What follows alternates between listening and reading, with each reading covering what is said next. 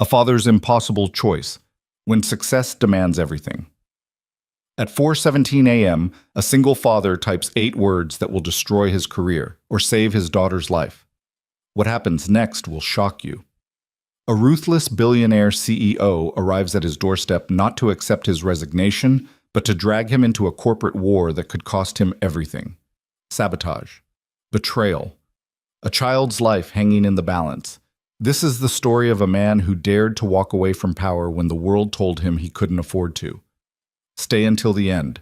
Like this video and comment your city so I can see how far this story travels. The rain didn't just fall on Seattle that night. It attacked. Fat droplets hammered against the windows of the small craftsman house on Meridian Avenue, each one a tiny fist demanding entry. The sound should have been soothing, the kind of white noise that lulled the city's tech workers into their precious few hours of sleep. But for Daniel Reed, sitting hunched over his laptop at the kitchen table, the rain was an accusation. Every drop seemed to whisper the same question. What kind of father are you? The blue light from his screen cast harsh shadows across his face, highlighting the stubble he hadn't had time to shave in 3 days, the circles under his eyes that had gone from purple to nearly black. His coffee had gone cold hours ago, a film forming on its surface like ice on a forgotten pond. The mug still bore the cheerful inscription his daughter had picked out last Christmas, "World's Best Dad." The irony wasn't lost on him. Daniel's fingers had been flying across the keyboard for 6 hours straight, chasing a bug through thousands of lines of code like a detective pursuing a ghost. The deadline was in 4 hours. The client was in Tokyo. The contract was worth $47 million.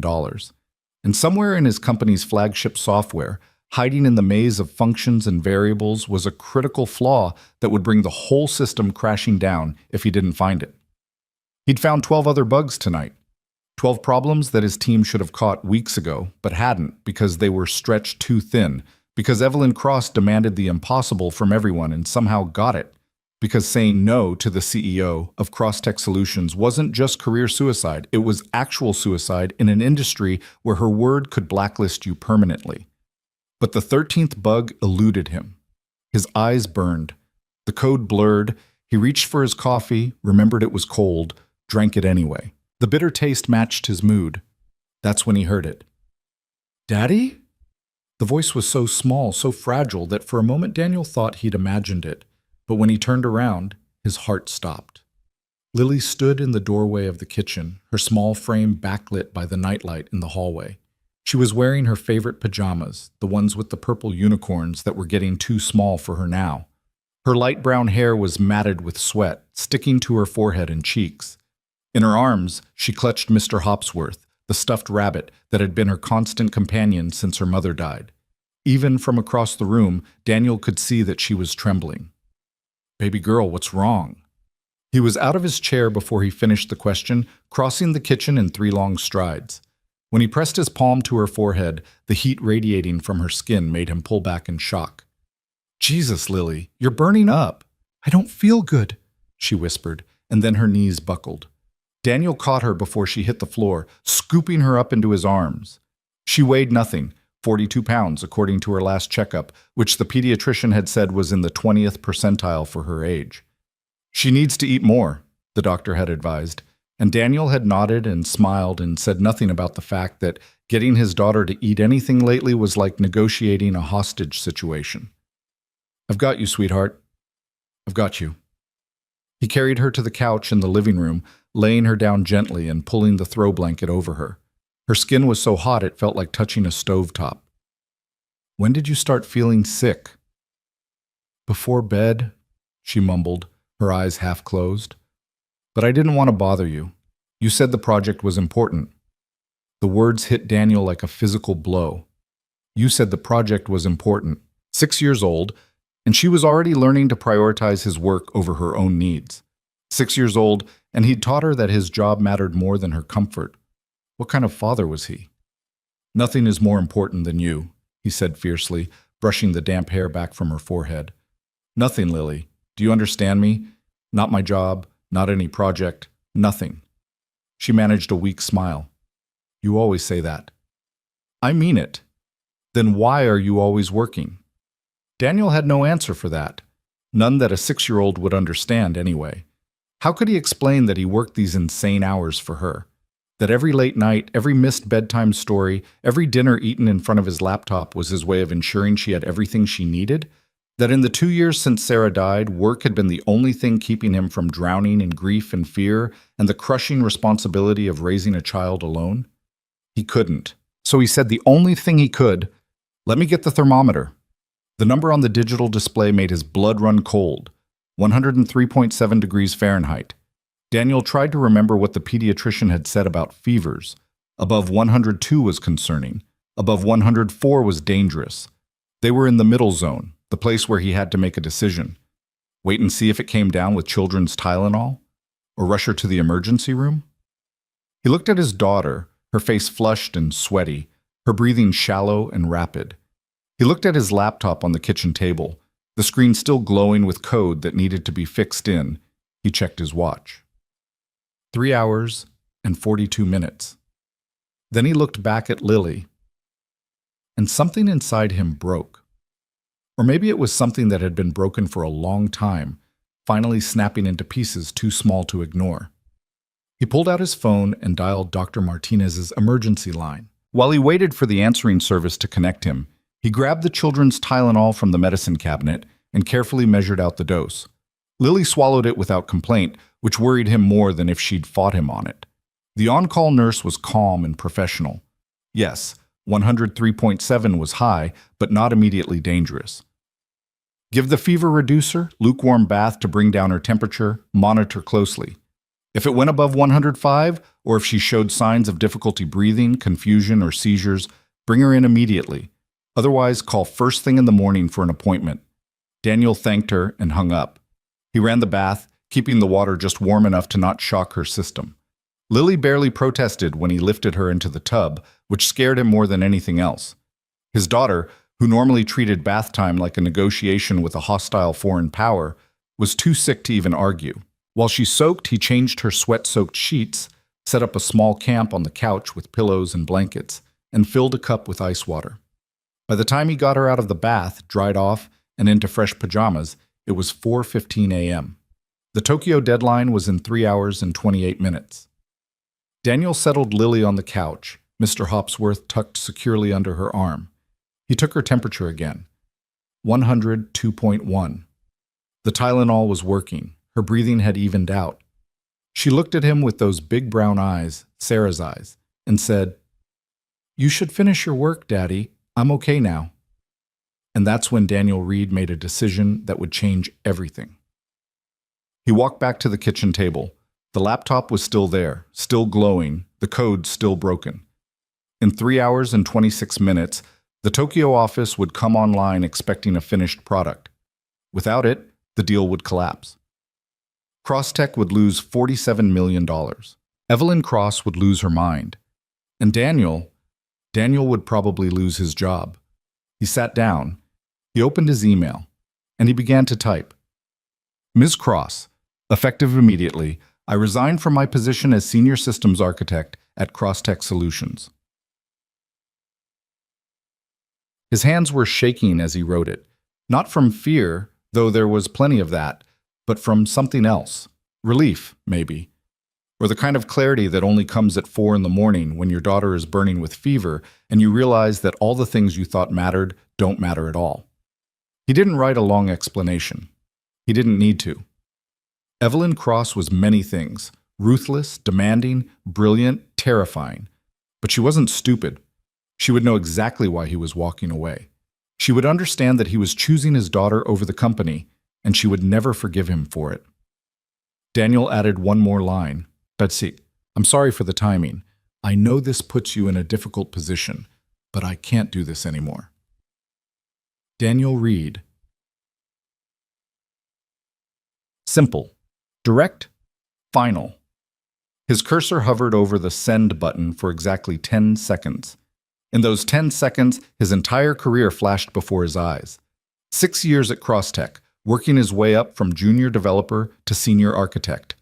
The respect of his peers, the satisfaction of solving impossible problems, the salary that let him afford this house, his daughter's school, the childcare that filled the gaps when he worked late. All of it gone. He thought about what would come next. The job search in a market where everyone knew everyone. The questions about why he'd left such a prestigious position. The gap in his resume, the mortgage payments, the medical bills. The slow, grinding anxiety of not knowing if he could provide for his daughter. He looked over at Lily, asleep now on the couch, her chest rising and falling with each breath. He hit send. The email whooshed away into the digital void at exactly 4:17 a.m. Daniel closed the laptop and sat in the sudden silence. The rain was still falling, but it sounded different now. Not accusatory, just rain. He expected to feel panic, terror, the sick lurch of having made a catastrophic mistake. Instead, he felt light. For the first time in 2 years, maybe longer, Daniel Reed felt like he could breathe. He stood up, walked over to the couch, and sat down on the floor next to Lily. He rested his hand gently on her head, feeling the fever that was slowly breaking. In sleep, she looked peaceful, safe, loved. "I'm sorry," he whispered to her, even though she couldn't hear him. "I'm sorry it took me this long." Outside, Seattle was beginning to wake up. Somewhere out there, his email was arriving in Evelyn Cross's inbox. Somewhere out there, the Tokyo office was preparing for a delivery that would never come. Somewhere out there, his career was ending. But here, in this moment, in this room, Daniel was exactly where he needed to be. He must have dozed off sitting there on the floor, his head resting against the couch, because when he opened his eyes, the gray light of dawn was seeping through the windows. The rain had stopped. Lily was still asleep, her breathing steady and deep. Daniel checked his phone. 7:42 a.m. He had 3 missed calls from Crosstech, 17 emails, 6 text messages. He didn't read any of them. Instead, he went to the kitchen and started making breakfast. Scrambled eggs, toast, orange juice. Simple things. Normal things. The kind of breakfast he should have been making for his daughter every morning instead of leaving granola bars on the counter and running out the door. He was just plating the eggs when he heard the sound of a car in his driveway. Not just any car. The deep, expensive purr of a luxury engine. The kind of sound that didn't belong in his middle-class neighborhood at 8 o'clock on a Wednesday morning. Daniel walked to the front window and looked out. His heart stopped for the second time in 4 hours. Parked in his driveway, gleaming despite the overcast sky, was a black Mercedes S-Class. And stepping out of the back seat, dressed in a charcoal gray suit that probably cost more than his mortgage payment, was Evelyn Cross. The CEO of Crosstech Solutions had come to his house. Daniel watched in stunned silence as she walked up his driveway with the same purposeful stride she used to cross boardrooms and intimidate executives. She moved like someone who had never questioned her right to be anywhere, do anything, demand everything. Her dark hair was pulled back in a severe bun. Her heels clicked against his wet concrete like a countdown timer. She reached his front door and knocked. 3 sharp raps that sounded like a judge's gavel. For a moment, Daniel considered not answering, just standing here in his kitchen in his wrinkled t-shirt and sweatpants, holding a spatula, pretending he wasn't home. But Evelyn Cross hadn't built a billion-dollar tech empire by accepting no for an answer. She knocked again, harder this time. Daniel set down the spatula, walked to the door, and opened it. Evelyn Cross looked at him with those ice-blue eyes that had stared down venture capitalists and made competitors cry. For 5 full seconds, neither of them spoke. Then she said, in a voice like winter itself, "We need to talk." "I don't work for you anymore," Daniel said, surprised by how steady his own voice sounded. "I didn't come here to accept your resignation." She glanced past him into the house, taking in the modest interior, the toys scattered on the living room floor, the sick child asleep on the couch. Something flickered across her face, surprise, maybe, or recognition, before the mask of cold professionalism slammed back into place. "I came here because the company is collapsing." Daniel blinked. "What?" "The Tokyo deal is the least of our problems." Evelyn's jaw was tight, her hands clenched at her sides. "Someone sabotaged the core system, all of it, every major client contract, every integration, every security protocol. It's all failing simultaneously. Stock opened down 18%. The board is calling for an emergency meeting, and I need you to fix it.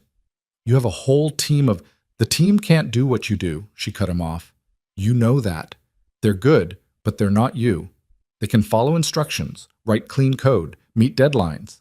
But when something breaks, when the system is on fire and we need someone who can see the entire architecture in their head and know exactly where the problem is, that's you.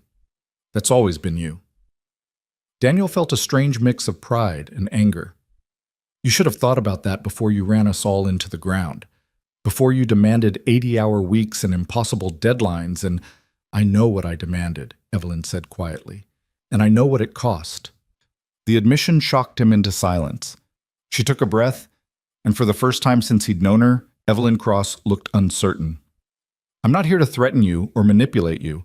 I'm here because the company I built is dying, and a lot of innocent people are going to lose their jobs if I can't stop it. People who have families, mortgages, children. Her eyes flicked again toward Lily on the couch. I know I don't have any right to ask you for help, but I'm asking anyway. Daniel wanted to say no. Every instinct screamed at him to close the door, go back to his daughter, and let Crosstech burn. He'd made his choice. He'd walked away. This wasn't his problem anymore. But then he thought about Maria in HR, who'd helped him navigate his wife's death benefits and brought casseroles to his house for weeks after the funeral. About Kevin in development, who'd covered for him every time he needed to leave early for a parent-teacher conference. About Janet in QA, who kept a drawer full of toys in her desk for the days he'd had to bring Lily to the office. Those people didn't deserve to lose their jobs because of sabotage. Who did it? He asked. I don't know yet, but someone with internal access. Someone who knew our systems well enough to plant logic bombs that would all trigger simultaneously. Evelyn's expression hardened. When I find out who, I'm going to destroy them. Daniel believed her. He looked back at Lily, still sleeping peacefully. Then he looked at Evelyn Cross, standing on his doorstep like some kind of avenging angel of corporate warfare. And he made the second decision that would change everything. I'll help, he said, but not at the office, and not on your terms. Evelyn raised an eyebrow. What are your terms? My daughter is sick. She's my first priority. I work from here, on my schedule. If she needs me, I stop immediately. No questions, no arguments, no guilt trips. And when this is over, I'm still done. This doesn't change anything about my resignation. For a long moment, Evelyn just stared at him. Daniel had seen her negotiate billion-dollar contracts, face down hostile shareholders, fire executives without blinking. He'd never seen her look quite like this, calculating, yes, but also something else. Something that might have been respect. Fine, she said finally. Your terms. You're agreeing? Just like that? I'm not agreeing to like it, but if that's what it takes to save my company, then yes. She gestured to the car still running in his driveway. I brought equipment, secure laptop, direct VPN access to our servers, everything you'll need. My driver will bring it in. You were that sure I'd say yes? No, Evelyn said, and for the first time she almost smiled. I was that desperate. Daniel stepped aside and let her into his house. Over the next hour, his quiet living room was transformed into a makeshift command center. Evelyn's driver, a silent, efficient man who looked more like a bodyguard, carried in equipment cases, set up a folding table, and established a secure connection to Crosstech's systems. All while Lily continued to sleep, oblivious to the fact that one of the most powerful women in tech was currently standing in her living room. Daniel checked his daughter's temperature, down to 100.2, before settling at the improvised workstation. The moment his fingers touched the keyboard and he pulled up the system logs, he slipped into that focused state where everything else fell away. This was his gift, the thing that had made him valuable to Evelyn Cross in the first place. The ability to see patterns where others saw chaos, to understand the intricate dance of data and code and logic that made complex systems work. What he saw in the logs made his blood run cold. This isn't just sabotage, he said, scrolling through screen after screen of corrupted data. This is sophisticated. Whoever did this had months to plan it. They knew exactly where to strike to cause maximum damage. Evelyn stood behind him, looking over his shoulder. Can you fix it? Maybe, but first I need to understand the full scope. He pulled up another screen, then another, his mind already building a mental map of the damage. They hit the authentication system, the data integrity checks, the backup protocols. Jesus, they even corrupted the rollback points. If I try to restore from backup, we might just propagate the damage. So what do? We rebuild. From scratch if we have to. But first, he stopped, his eyes catching something in the code. A pattern. A signature. First, we find out who did this. It took him another 20 minutes of digging through logs, following digital breadcrumbs through the maze of cross-text systems. And then he found it, a single line of code, hidden in a routine update from 3 months ago that had started it all. The username attached to the commit made him sit back in his chair. What? Evelyn demanded. Who is it? Daniel pointed to the screen. Marcus Holloway. The color drained from Evelyn's face. That's not possible. It's his credentials, his login, his code signature. Marcus Holloway was Crosstech's chief technology officer, Evelyn's second in command, the man who had built the company's technical infrastructure alongside her from the very beginning.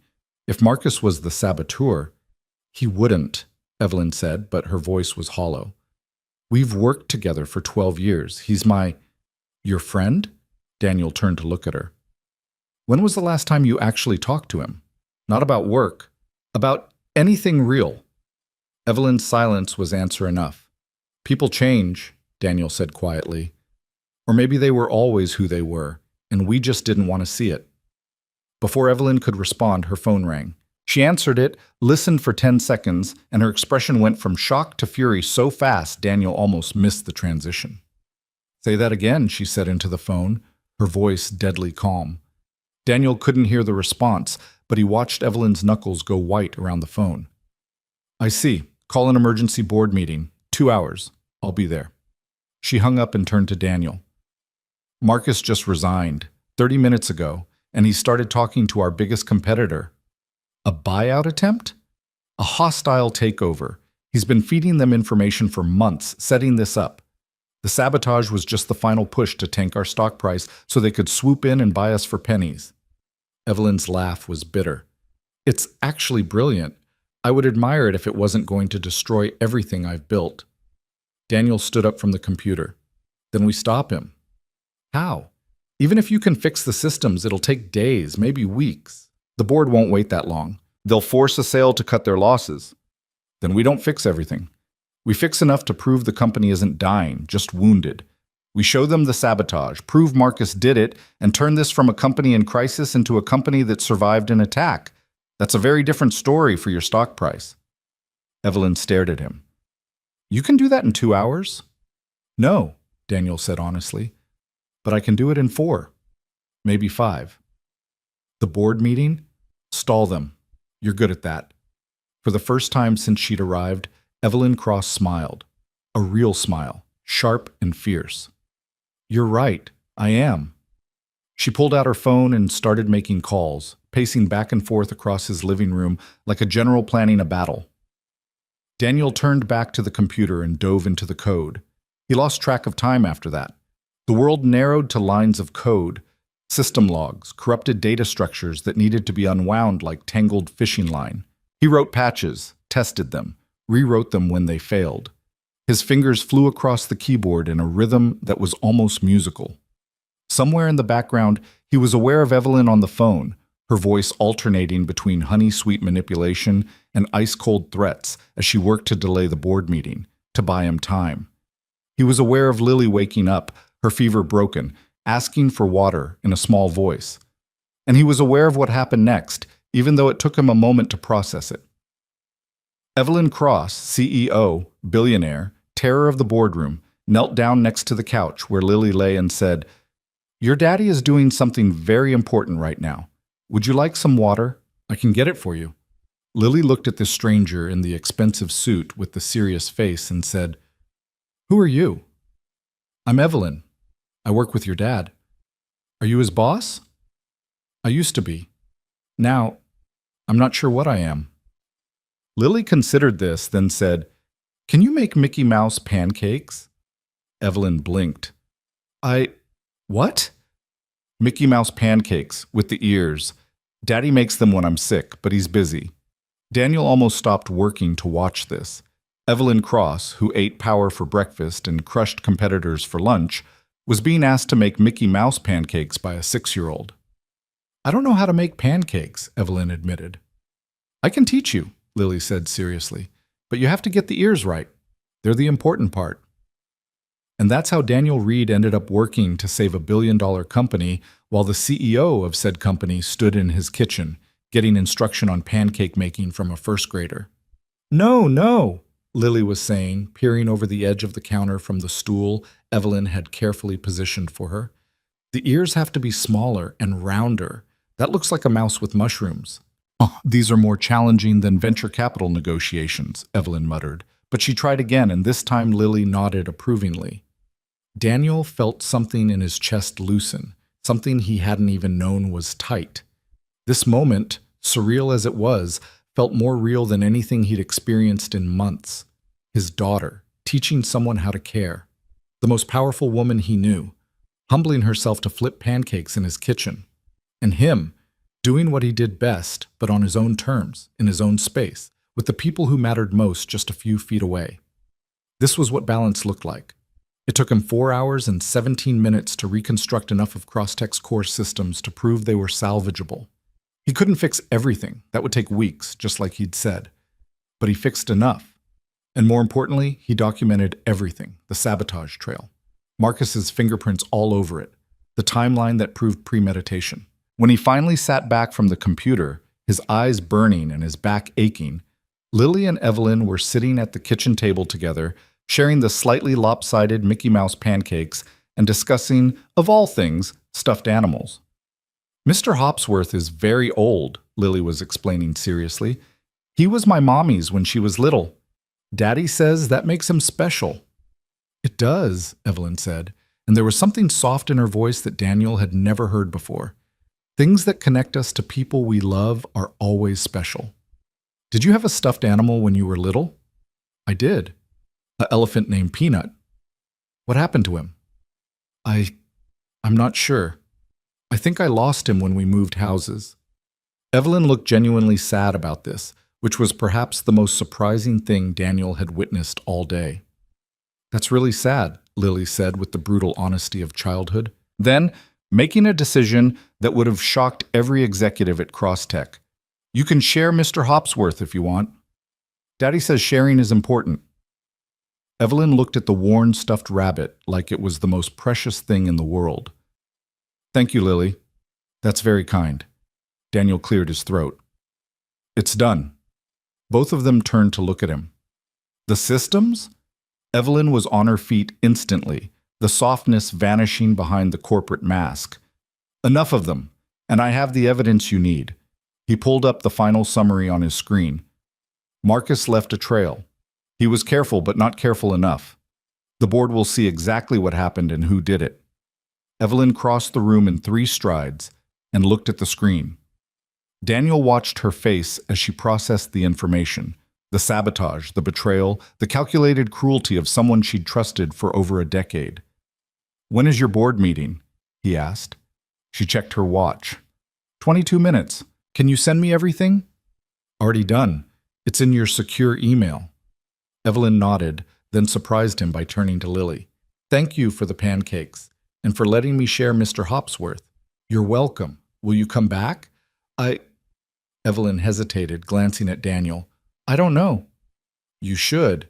Daddy needs more friends. Out of the mouths of babes. Daniel walked Evelyn to the door. The black Mercedes was still in his driveway, her driver waiting patiently. The morning had burned off into a clear afternoon, sunlight finally breaking through Seattle's eternal cloud cover. Thank you, Evelyn said, and she meant it. I know I didn't deserve your help. No, Daniel agreed. You didn't. And you're still resigning. Yes. She studied his face for a long moment. You're different. Here, in your home, with your daughter. You're myself, Daniel finished. I'm just myself. That's the problem with Crosstech, with that whole world. It requires you to be someone else, someone smaller or bigger, but never just you. Is that what I did to you? Made you smaller? Daniel thought about it. No, I did that to myself. You just made it easy. Evelyn flinched like he'd slapped her, but she didn't argue. If you ever change your mind, I won't. I know. She started down the steps, then paused. For what it's worth, Lily is lucky to have you. I'm lucky to have her. Evelyn nodded and walked to her car. Daniel watched until it pulled away, then closed the door and leaned against it. Lily appeared at his elbow, Mr. Hopsworth clutched in her arms. Is she gone? Yeah, baby, she's gone.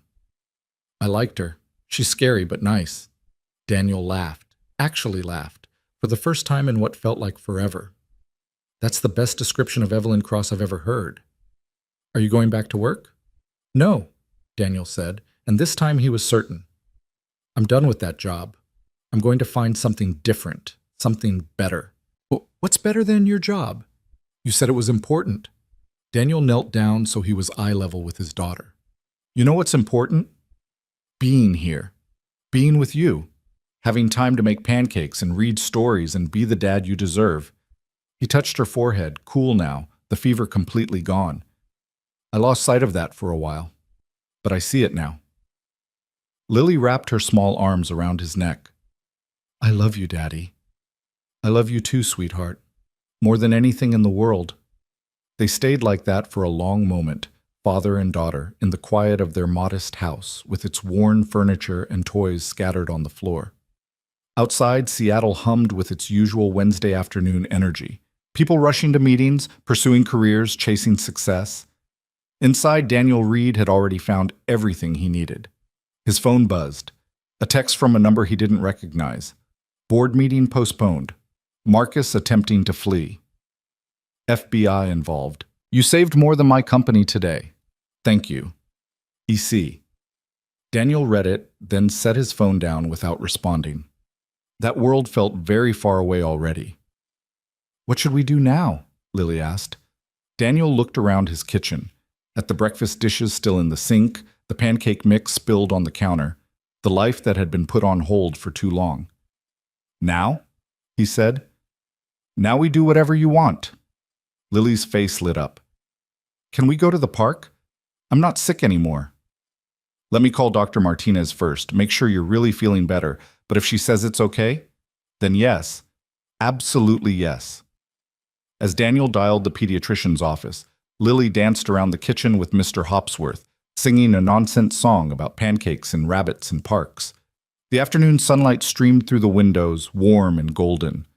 For the first time since Sarah died, Daniel felt like maybe, just maybe, they were going to be okay. Dr. Martinez gave them the green light, and 20 minutes later, Daniel and Lily were walking hand in hand toward Volunteer Park, her small fingers wrapped around his like she might float away if she let go. The afternoon had that peculiar Seattle clarity that only came after heavy rain, the air scrubbed clean, the trees impossibly green, every color sharper than it had any right to be. Lily chattered the whole way, her illness already forgotten in the resilience of childhood. She told him about the dream she'd had during her fever, something involving purple dragons and a castle made of ice cream. She told him about how Evelyn had burned the first 3 pancakes but wouldn't give up. She told him that Mr. Hopsworth needed a bath because he'd gotten syrup on his ear. Daniel listened to every word, really listened, in a way he hadn't allowed himself to do in months. And he realized with a sharp pang of guilt just how much he'd missed. How many of these one-sided conversations had happened while he was staring at his laptop, offering distracted "uh-hus" and "that's nice, sweethearts," while his mind wrestled with code? Too many, far too many. They'd been at the park for maybe 30 minutes, Lily on the swings, pumping her legs with fierce determination while Daniel pushed, when his phone rang. He almost didn't answer, almost silenced it and shoved it back in his pocket, because this was his time with his daughter and the rest of the world could wait.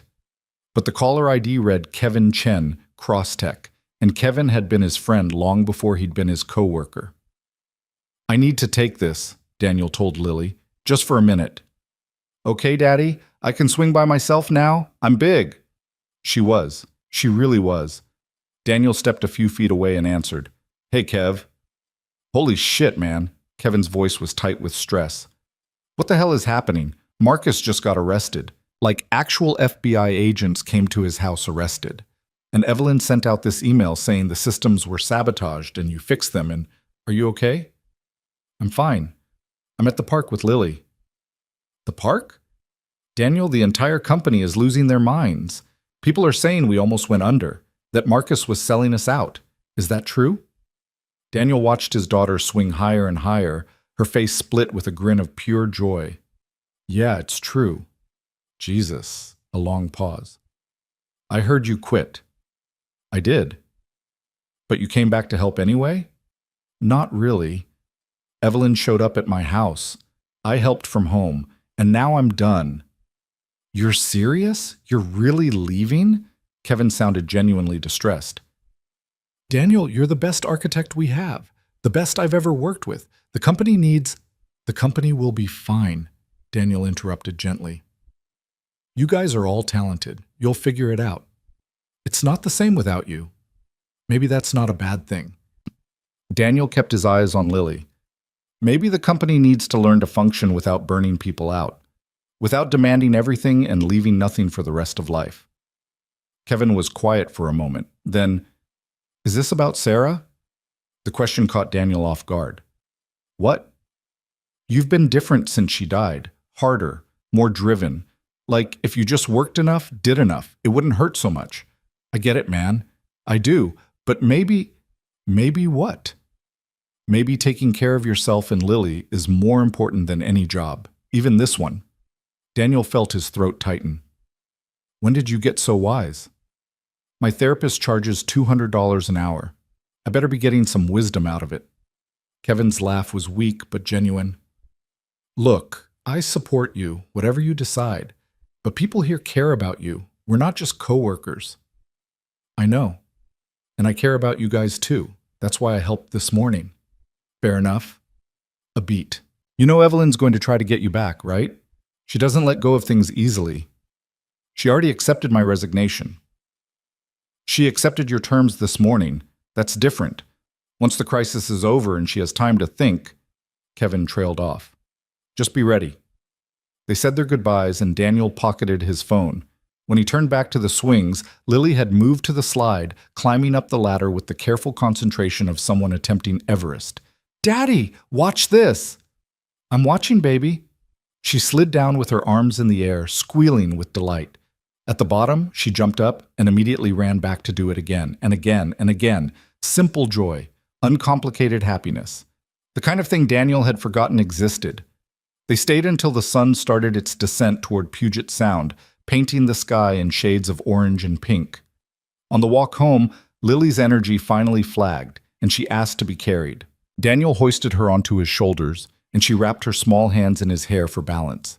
This was the best day ever, she announced to the world. Yeah? Daniel smiled. Why's that? Because you were really here, not just pretend here. The observation hit him like a freight train, out of the mouths of babes, indeed. When they got home, Daniel made dinner, actual dinner, not takeout or frozen meals, while Lily colored at the kitchen table. Spaghetti with meat sauce, garlic bread, a salad that Lily would probably refuse to eat, but he made anyway because that's what parents did. They ate together at the table, no laptop, no phone, no distractions. Lily told him about school, about how her friend Emma had lost a tooth, and the tooth fairy had brought her $5, which seemed like an excessive rate to Daniel, but he didn't say so. After dinner, bath time, story time. The whole bedtime routine that he'd rushed through or skipped entirely so many nights because he had deadlines, because he had meetings, because the work was always urgent and sleep could wait. Tonight, they read 3 books. He did all the voices. When Lily finally drifted off, Mr. Hopsworth clutched tight. Daniel sat on the edge of her bed for a long moment, just watching her breathe. This was what mattered. He was washing the dinner dishes when his phone rang again. This time it was a number he recognized immediately, Evelyn's personal cell. Daniel dried his hands and answered. I thought you'd be busy with the FBI. They're handling Marcus. I'm handling everything else. Evelyn's voice was crisp, professional, but underneath it, Daniel could hear exhaustion. The board meeting went well, all things considered. Once I showed them the evidence of sabotage, they rallied. Stock's already recovering. We'll live to fight another day. Good. I'm glad. Daniel, I need to talk to you about... No. Silence. Then, you don't know what I was going to say. You were going to offer me my job back, probably with a raise, maybe equity. Better terms. Am I close? Remarkably. A pause. I'd add comprehensive health care, flexible hours, and a promise of reasonable project timelines. That's generous. You saved my company. Generosity seems appropriate. Daniel looked around his kitchen, at the clean dishes drying in the rack, the crayon drawings stuck to the refrigerator with magnets, the life he'd almost sacrificed on the altar of professional success. The answer is still no, he said quietly. Why? If it's about money, it's not about money, Evelyn. It's about the fact that this morning, my 6-year-old daughter was so sick she could barely stand, and my first thought was about a deadline. It's about the fact that she's learned not to bother me when I'm working because my work is always more important than her needs. It's about the fact that I've been so busy climbing the corporate ladder that I forgot what I was climbing for in the first place. He heard Evelyn take a breath. I understand, more than you might think. Do you? When's the last time you took a day off? A real day off? Not answering emails on your phone while pretending to relax? The silence stretched long enough that Daniel thought she might have hung up. Then, I don't remember. That's the problem. That's the culture. And I can't be part of it anymore, not even for better terms. So what will you do? I don't know yet. Find something with actual work-life balance. Maybe freelance. Maybe something completely different. I have some savings. I'll figure it out. You're a brilliant architect, Daniel, the best I've ever worked with. It would be a waste. Being the best at something doesn't mean you have to do it, Daniel said, especially if doing it costs you everything else. Another long silence. When Evelyn spoke again, her voice was different, smaller, almost vulnerable. Today, in your kitchen, with Lily, I haven't felt that human in years. Does that sound crazy? No. It sounds honest. I've spent so long being the CEO, being Evelyn Cross, the tech titan, that I forgot how to be just a person. Someone who makes pancakes and talks about stuffed animals and exists without an agenda. Daniel found himself smiling despite everything. Lily has that effect on people. She doesn't care about your net worth or your corporate strategy. She just wants to know if you can make the pancake ears round enough. Evelyn laughed. A real laugh, not the polished professional chuckle she deployed in board meetings. I failed that test rather spectacularly. You tried. That's what mattered to her. The conversation drifted into silence, but it was a comfortable silence this time. Finally, Evelyn said, I should let you go. I'm sure you have better things to do than talk to your former boss. Evelyn? Yes? Thank you. For respecting my decision, a lot of people in your position wouldn't. A lot of people in my position don't get 6-year-olds offering to share their most precious possessions with them. It puts things in perspective. A pause. If you ever change your mind, I know where to find you. After they hung up, Daniel poured himself a glass of wine and sat on the couch. The house was quiet except for the distant sound of traffic on the street outside. For the first time in 2 years, the quiet didn't feel oppressive. It felt peaceful. He must have dozed off because he woke to pounding on his front door. Daniel jolted upright, disoriented. The clock on the wall read 11:47 p.m. His wine glass had tipped over on the coffee table, leaving a dark stain spreading across the wood. The pounding came again, urgent and demanding. Heart racing, Daniel crossed to the door and looked through the peephole. What he saw made his blood run cold. Evelyn Cross stood on his porch, but she looked nothing like the composed executive who'd left that afternoon. Her hair had come loose from its severe bun, falling in dark waves around her face. Her suit jacket was gone. And unless the porch light was playing tricks, there was blood on her white blouse. Daniel yanked the door open. What happened? Are you hurt? I'm fine. It's not my blood. Evelyn pushed past him into the house, moving like a woman on the edge of collapse. I need your help, right now. Evelyn, what? Marcus didn't work alone. She turned to face him, and Daniel saw terror in her eyes. Real, genuine terror. The FBI found evidence of a conspiracy, multiple people inside Crosstech working with the competitor, and they just made their move. What move? They planted a logic bomb, a real one, not the sabotage from this morning. This one is set to trigger at midnight. She checked her watch. In 11 minutes. When it does, it won't just crash our systems. It'll destroy all our data, client information, proprietary code, everything. Complete scorched earth. Daniel felt the blood drain from his face. That's corporate murder. Yes. They can't have the company if they can't buy it, so they're going to make sure no one can have it. And I can't stop it alone. Evelyn grabbed his arm, her fingers digging in with desperate strength. I know I said I respected your decision. I know you quit. I know you have every right to slam the door in my face. But Daniel, please. 372 people work for Crosstech. They have families, children. If the company dies tonight, all of them lose everything. Daniel looked at her, really looked. This wasn't the Ice Queen CEO who'd stood on his porch that morning. This was a woman watching everything she'd built for 12 years about to burn to the ground. The blood? He asked. One of the conspirators tried to stop me from leaving the building. Security intervened. He's in custody now. Evelyn's laugh was slightly hysterical. Turns out having an ex-Marine as your head of security is useful. Daniel glanced toward the hallway where Lily slept. He thought about his promise to himself, about being present, about putting his daughter first. Then he thought about Maria in HR, Kevin in development, Janet in QA, all the people who'd supported him through the worst period of his life. Where's your laptop? He asked. Relief flooded Evelyn's face. In the car. Get it. We have 10 minutes. While Evelyn ran to retrieve her equipment, Daniel checked on Lily, still sleeping peacefully, and then cleared the coffee table. When Evelyn returned, they sat up side by side on the couch, laptops open, fingers flying across keyboards. Walk me through it, Daniel said, already pulling up system logs. The bomb is buried in the core database architecture. It's set to execute a recursive delete function at midnight, starting with the root directory and cascading through every connected system. By the time anyone realizes what's happening, it'll be too late to stop it. Can we shut down the servers? Not without triggering the bomb early. It's designed to execute if the system goes offline unexpectedly. We have to disarm it while it's running. Jesus, who the hell designed this? Someone who knew our systems intimately, someone I trusted. Evelyn's voice cracked. I've been blind, Daniel, so focused on growth and success that I didn't see what was happening right under my nose. Daniel wanted to say something comforting, but they didn't have time. 8 minutes left.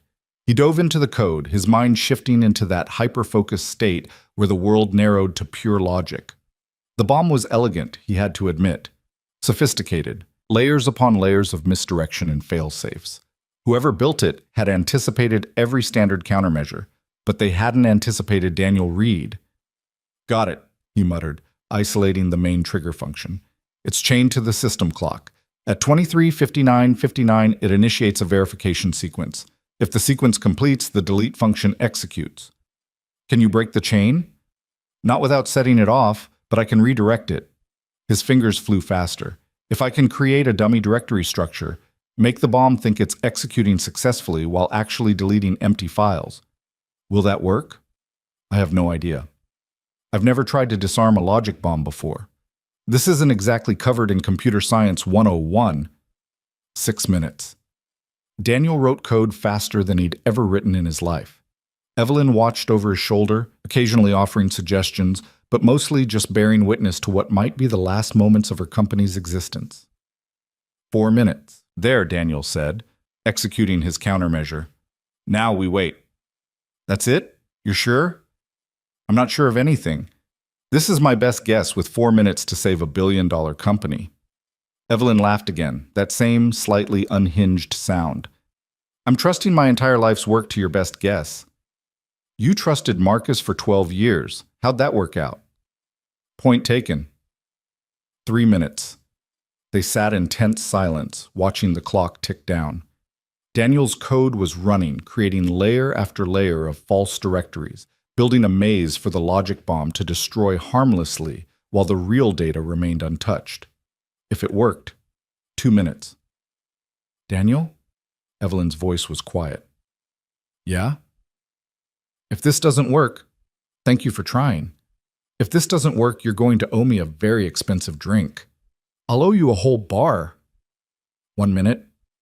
The laptop screens flickered. Both of them leaned forward, hearts pounding. 30 seconds. The system clock ticked over to 23:59:45. Then 50. Then 55. Daniel held his breath. 23:59:59. The logic bomb executed. On the screen, data began to delete, directory after directory, falling like dominoes. Evelyn made a small sound of despair, but Daniel was watching the system monitor, and what he saw made him exhale in relief. "It's working," he said. "Look, the actual data directories are untouched. It's deleting the dummies." Evelyn stared at the screen, not quite believing. "You're sure? See this?" He pointed to the system logs. "That's the bomb, executing exactly as programmed, and that's my redirect, feeding it empty directories. It thinks it's destroying everything. In reality, it's destroying nothing." They watched as the logic bomb completed its run, deleting thousands of files that contained absolutely nothing of value. When it finished, the system ran a verification check, a final middle finger from whoever had designed it, just to make sure everything was truly destroyed. The verification failed, because everything was still there. At 12:03 a.m., Evelyn Cross burst into tears. Daniel had never seen her cry, wasn't sure he'd believe she was capable of it. But now she sobbed like a person who'd been holding back for years, all the stress and fear and betrayal pouring out in great heaving gasps. Without thinking, Daniel put his arm around her shoulders. She turned into him, crying into his t-shirt, and he just held her while she fell apart. Eventually, the tears subsided. Evelyn pulled back, wiping her eyes, looking embarrassed. "I'm sorry, that was human," Daniel said. "That was human, which is apparently what happens when you spend time in this house." She laughed wetly. "Your daughter is going to think I'm insane. First pancakes, now crying at midnight. My daughter is asleep, and even if she wasn't, she's 6. She understands crying. Adults are the ones who pretend it's not allowed." Evelyn looked at him for a long moment. "How did you get so wise?" "My wife died 2 years ago. It either makes you wise or destroys you. I'm still deciding which one happened to me." "I'm sorry, I never said that properly. I knew Sarah. She came to the Christmas party that one year. She was kind. She was the best person I ever knew." They sat in silence for a moment, the weight of shared loss settling between them. Finally, Evelyn straightened, smoothing her hair in an unconscious gesture of reclaiming control. "I should call the FBI, let them know about the bomb. The evidence of who planted it should be in the code. Already sent them the logs, about 3 minutes ago." "While I was crying?" "Multitasking. It's kind of my thing." Evelyn shook her head, something like wonder in her expression. "You really are extraordinary." "I'm really exhausted," Daniel corrected. "And you look like you're about to fall over. When's the last time you slept?" "Yesterday? Maybe the day before." She stood up, swaying slightly. "I should go. You've done more than enough." "Where are you going to go? Back to the office? Back to your empty penthouse to stare at the ceiling and replay everything that went wrong?" "That was the plan, yes." "Stay here." Evelyn blinked. "What?" "Stay here. It's late. You're exhausted. I have a guest room that hasn't been used since Sarah's sister visited last year. Stay, sleep, deal with everything else in the morning when you're not running on fumes and adrenaline." "Daniel, I can't." "Yes, you can. Unless you think sleeping in a middle-class craftsman house is beneath you." "That's not... I don't..." She stopped, took a breath. "Are you sure?" "I'm sure. Come on."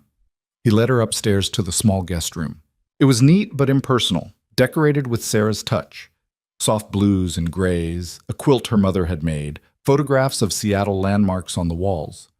Daniel pulled fresh sheets from the linen closet and made up the bed while Evelyn watched. "There's a bathroom through there," he said, pointing. "Towels in the cabinet. Help yourself to whatever you need." "I don't have any clothes." "I'll find you something. Might not fit perfectly, but it'll be better than sleeping in a blood-stained blouse." He returned a few minutes later with a pair of Sarah's old pajamas, soft cotton pants and a t-shirt from a 5K race she'd run. They'd be big on Evelyn, who was smaller than his wife had been, but they'd work. Evelyn took them carefully, like they might break. "These were your wife's." She would have wanted someone to use them. She hated waste. Daniel paused in the doorway. Get some sleep, Evelyn. Tomorrow's going to be another long day. Daniel? She looked young suddenly, vulnerable in a way that had nothing to do with power or money. Thank you for everything. Not just tonight, but I know, you're welcome. He closed the door and went to check on Lily one more time. She'd kicked off her blankets, sprawled across the bed in the boneless way only children could achieve. Daniel covered her back up, kissed her forehead, and whispered, I love you, baby girl.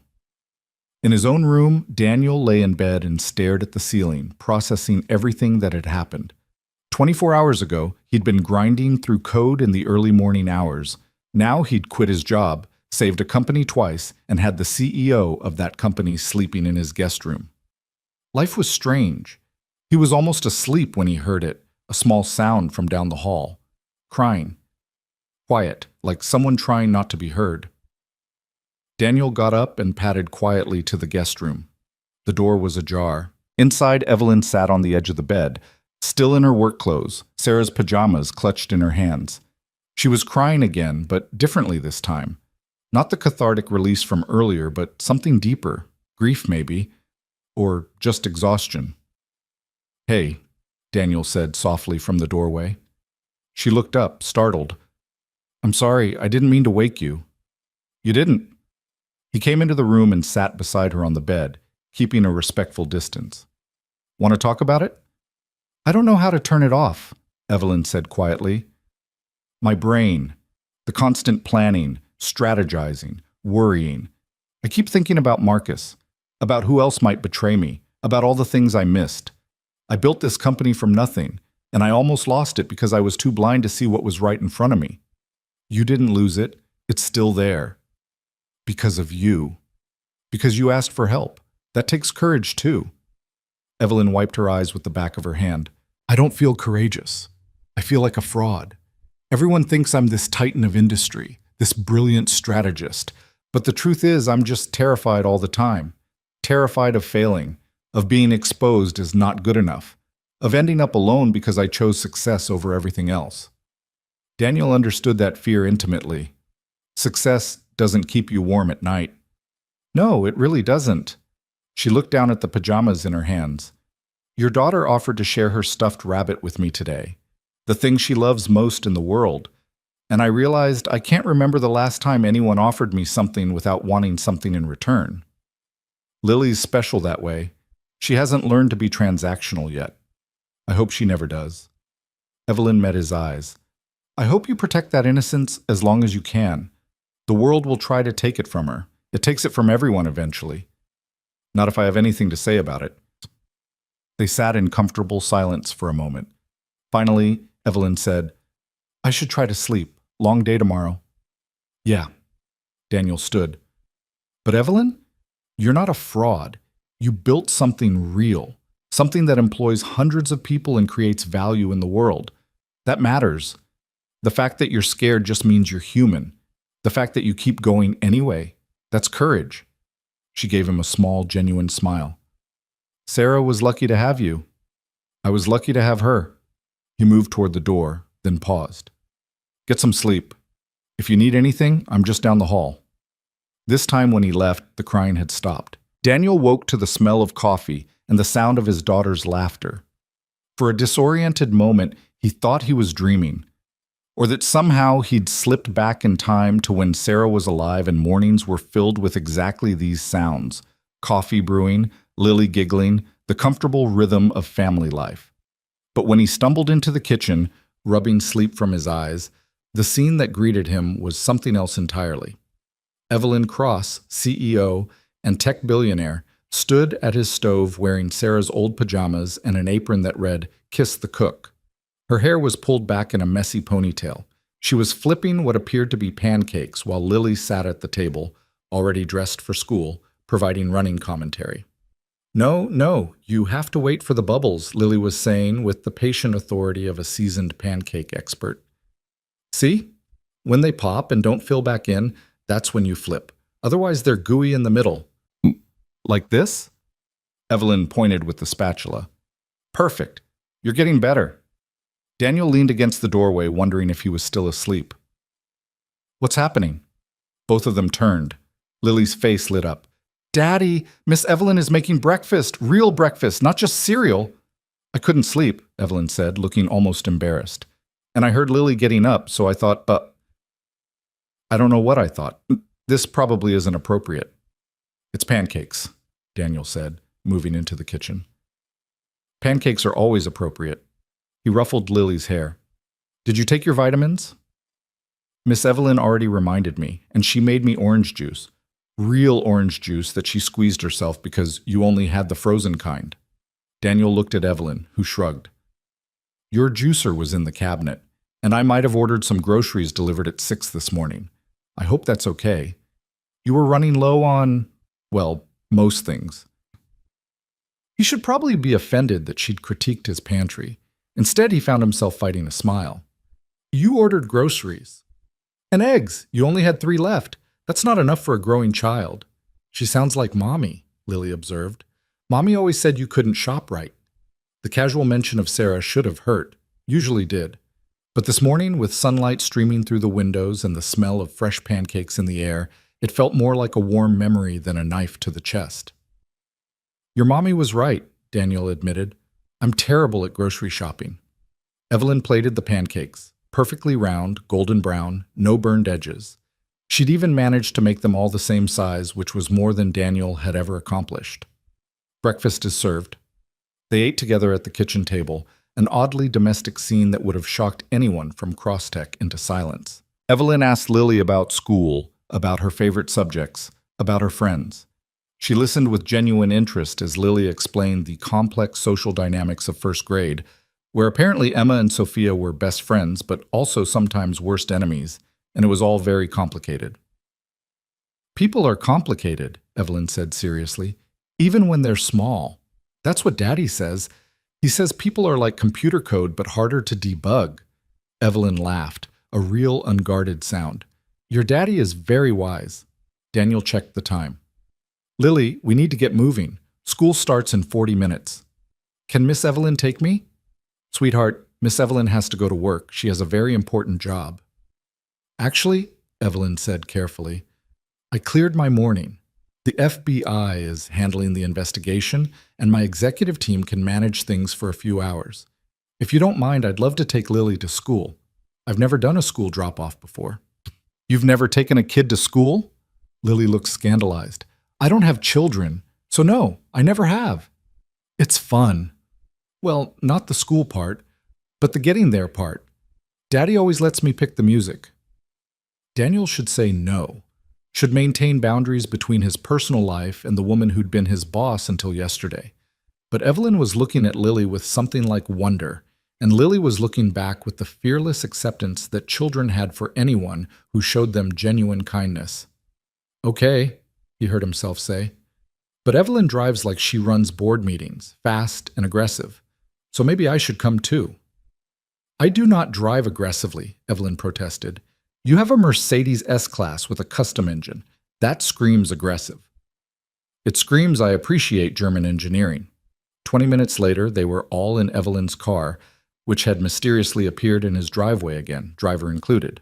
Lily insisted on sitting in the back with Daniel while Evelyn sat up front, and the entire drive to Greenwood Elementary was filled with Lily's playlist of choice, which heavily featured Disney soundtracks and one very enthusiastic rendition of Let It Go. This is actually a very well-constructed song, Evelyn observed during the bridge.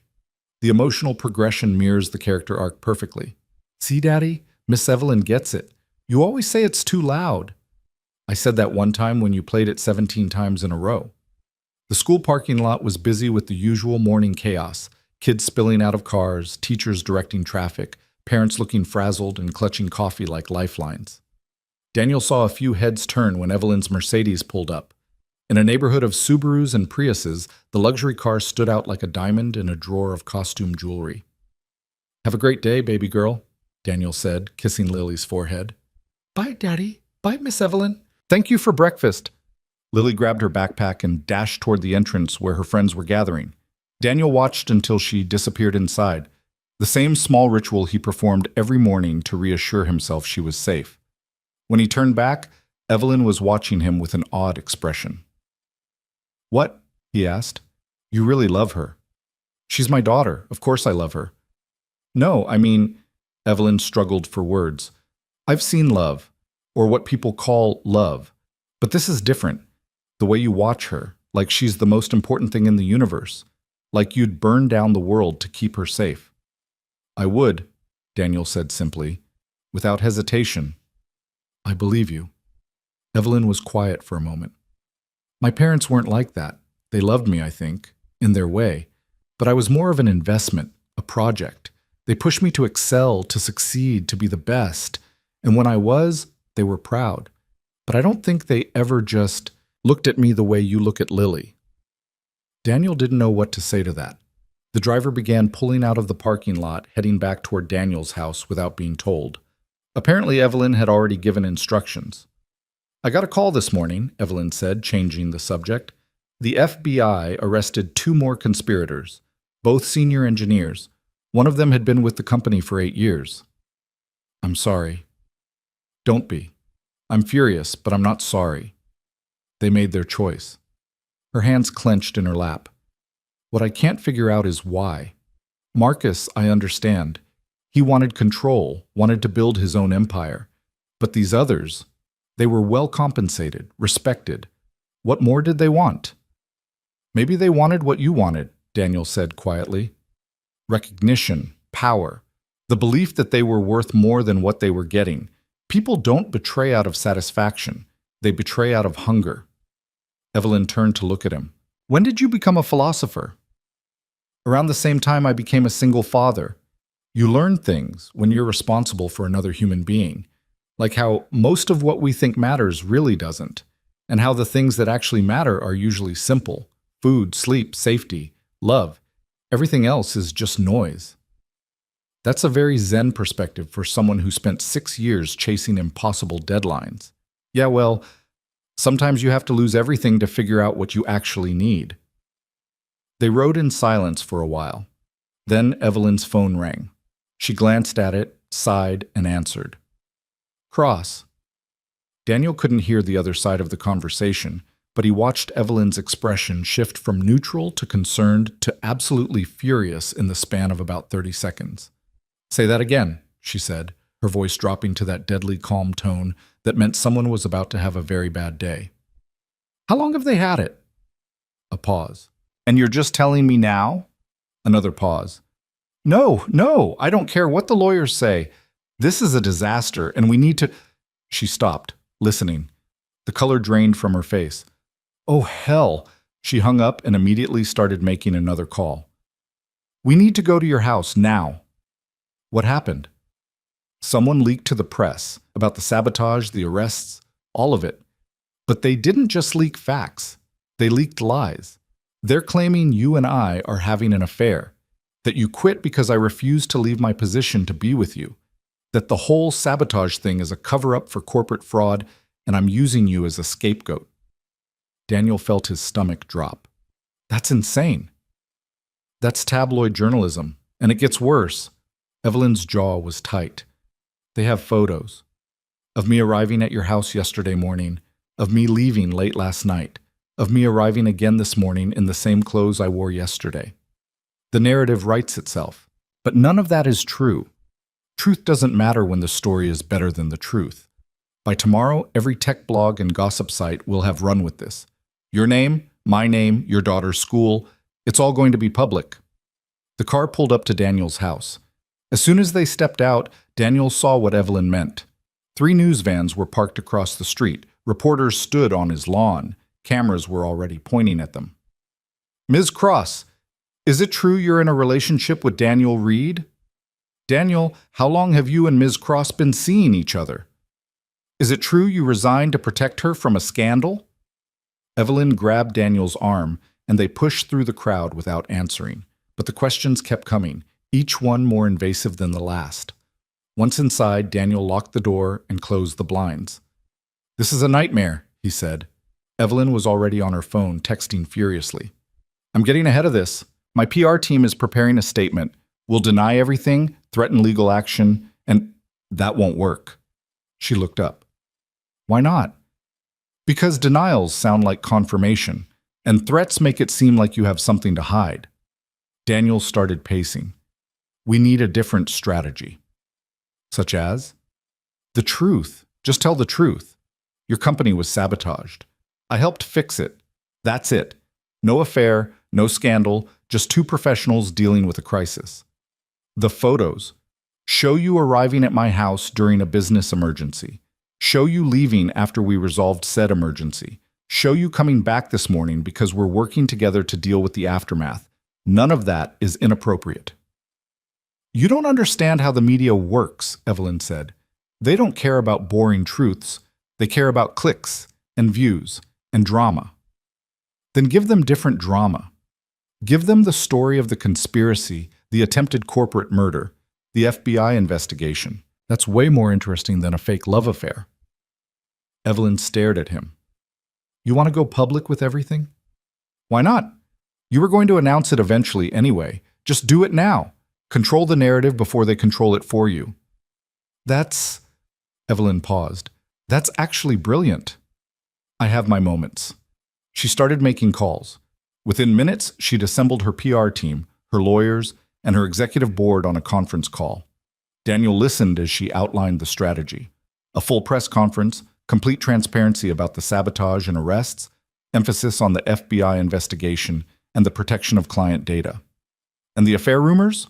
Someone on the call asked. We addressed them directly, Evelyn said. Mr. Reed is a former employee who provided critical assistance during a security crisis.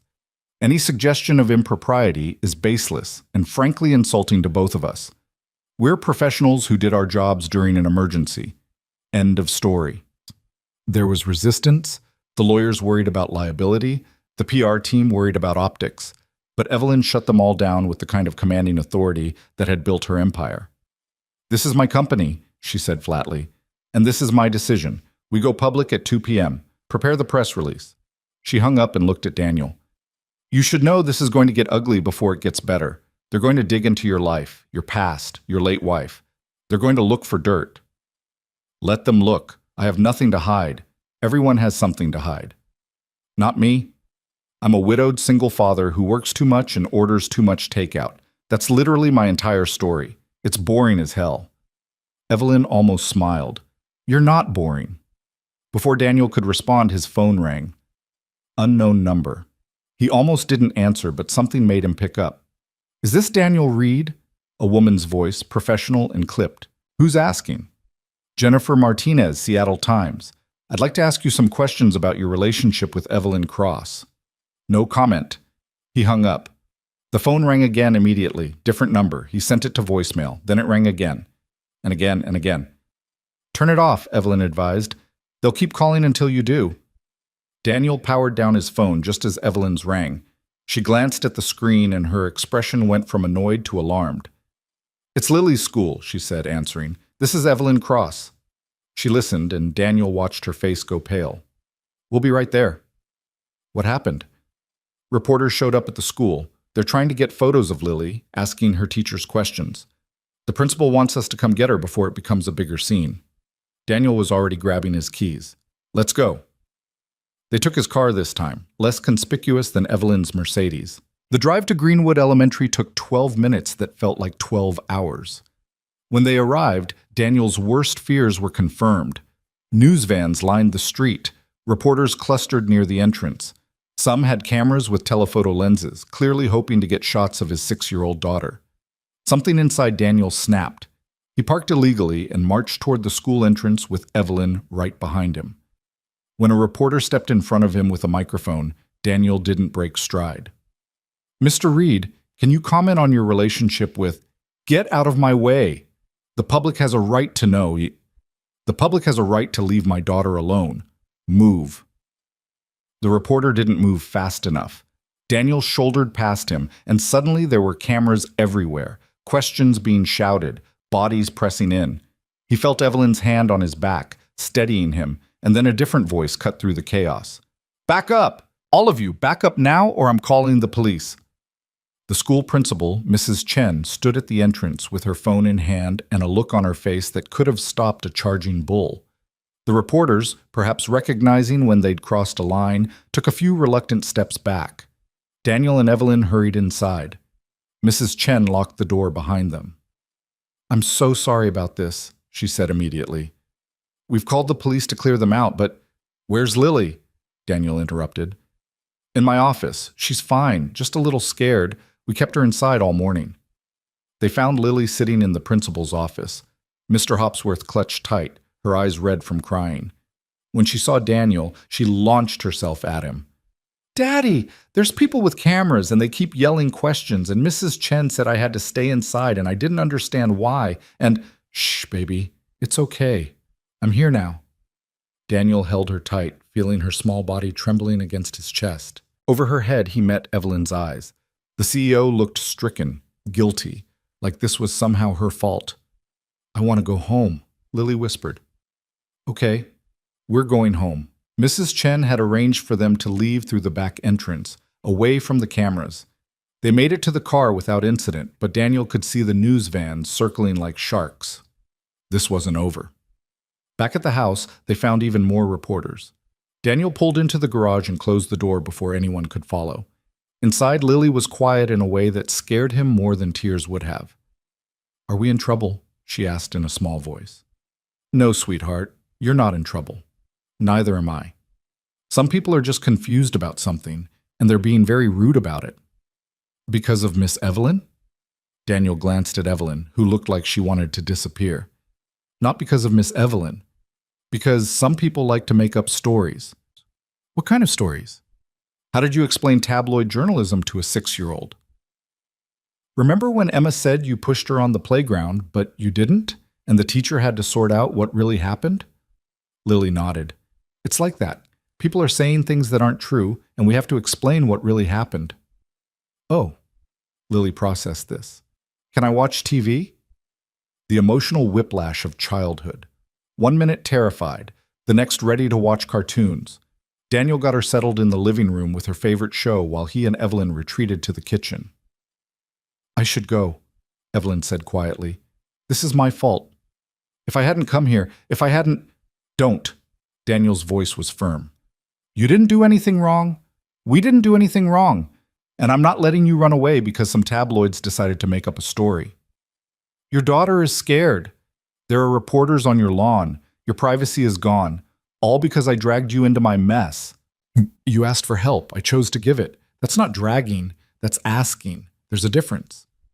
Evelyn sank into a chair at the kitchen table. "I don't know how to fix this." "You do. You said it yourself. Press conference at 2 p.m. We tell the truth, we stand together, and we don't let them bully us into hiding." "Together? You think I'm letting you face this alone, after everything we've been through in the last 24 hours? Daniel pulled out his phone and powered it back on. Immediately, dozens of notifications flooded in. Voicemails, texts, emails, all from reporters or people he vaguely knew wanting gossip. He ignored all of them and opened his contacts. "I'm calling Kevin, and Maria, and Janet. Anyone from Crosstech will vouch for the fact that we're just colleagues dealing with a crisis. You don't have to." "I know I don't have to. I want to." Over the next 2 hours, Daniel made calls while Evelyn prepared for the press conference. Kevin was immediately on board, offering to give a statement about Daniel's character and professionalism. Maria from HR confirmed that there had never been any complaints or concerns about inappropriate behavior. Janet and QA offered to explain how normal it was for Daniel to work remotely when his daughter was sick. By the time 1:30 rolled around, they had a dozen employees ready to back up their story. Evelyn's PR team had prepared a statement, and the Crosstech conference room was set up for media. "You should stay here with Lily," Evelyn said as they prepared to leave. "You don't need to be at the press conference." "Yes, I do." "Daniel, if I hide, but it looks like I'm guilty of something. If I stand next to you and tell the truth, it's harder for them to twist the narrative." Evelyn looked like she wanted to argue, but Daniel's expression left no room for debate. "Fine, but wear a suit. If we're doing this, we're doing it right." Daniel hadn't worn a suit since Sarah's funeral. The charcoal gray jacket was a little snug. He'd lost weight since then, but it still fit well enough. He emerged from the bedroom to find Evelyn waiting, and for a moment they just looked at each other. "Ready?" she asked. No, but let's do it anyway. They arranged for Evelyn's driver to pick up Lily from the house and take her to stay with Daniel's sister across town, away from the media circus. Daniel hated sending her away, but he hated the idea of her seeing the press conference even more. The Crosstech building was under siege. News vans, reporters, cameras, all focused on the main entrance. Security had cordoned off a path, but the noise was deafening. Questions shouted from every direction, accusations hurled like weapons. Daniel kept his eyes forward and his mouth shut. Beside him, Evelyn moved with the confidence of someone walking into a boardroom, not a firing squad. Inside the building, employees lined the hallways. Some looked concerned. Others looked curious. A few looked angry, like they blamed Daniel for bringing this chaos to their workplace. But most looked supportive, offering small nods or quiet words of encouragement. The conference room was packed. Every major tech blog had sent someone. Local news outlets, national news outlets, even a few international correspondents. The cameras were already rolling. Evelyn stepped up to the podium. Daniel stood slightly behind her and to the side, visible but not central. This was her company, her statement. He was just there to show solidarity. "Thank you all for coming," Evelyn began, her voice clear and strong. "I'm here today to address the recent allegations and to provide transparency about a serious matter affecting Crosstech Solutions."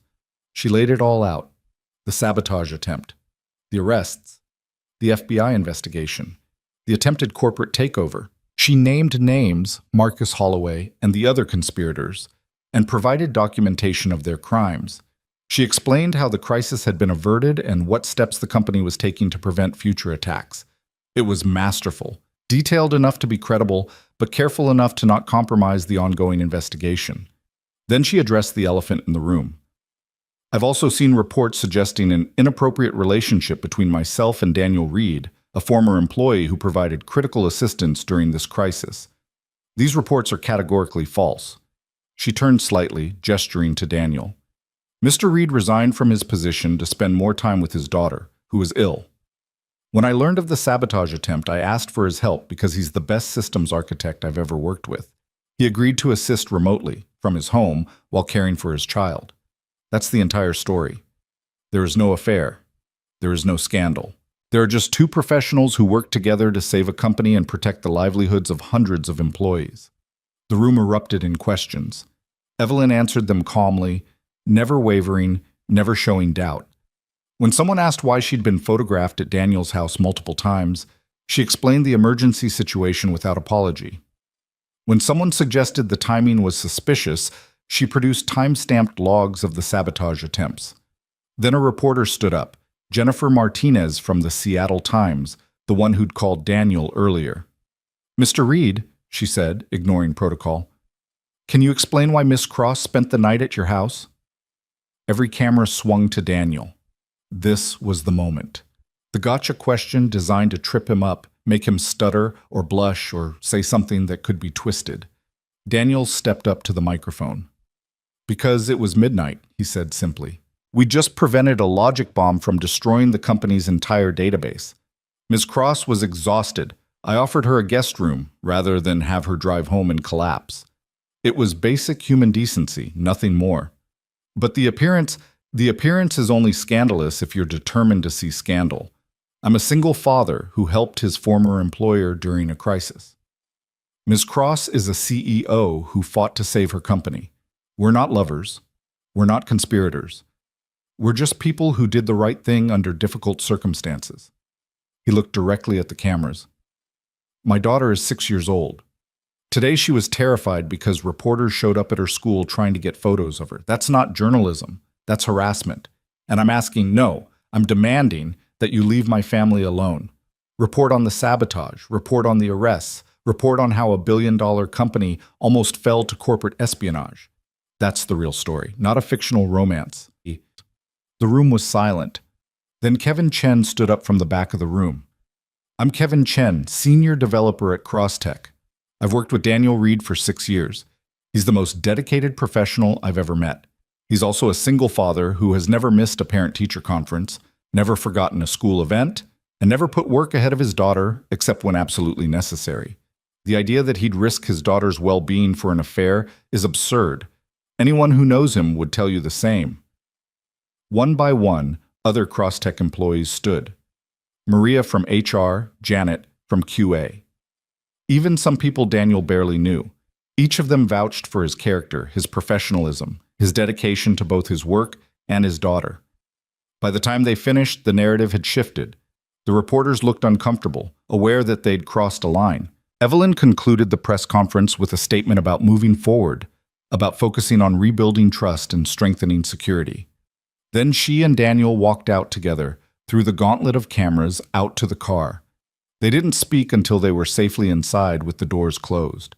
Then Evelyn said, "That was extraordinary. That was survival. No, that was you protecting what matters, your daughter, your integrity, your life." She turned to look at him. "I've never seen anyone stand up to the press like that. I've never had to before." Daniel leaned his head back against the seat. "Is it always like this, being in the spotlight?" "Sometimes. You learn to tune it out." "I don't want to learn that. I don't want Lily to learn that." "I know." Evelyn was quiet for a moment. "I'm going to make a statement first thing tomorrow, that Crosstech will pursue legal action against any outlet that publishes photos of your daughter or continues to harass your family. It won't stop all of it, but it'll help. Thank you." They drove back to Daniel's house to find the reporters had finally dispersed, warned off by police and the threat of legal action. The lawn was empty. The street was quiet. Normal, almost. Daniel's sister arrived with Lily a few minutes later.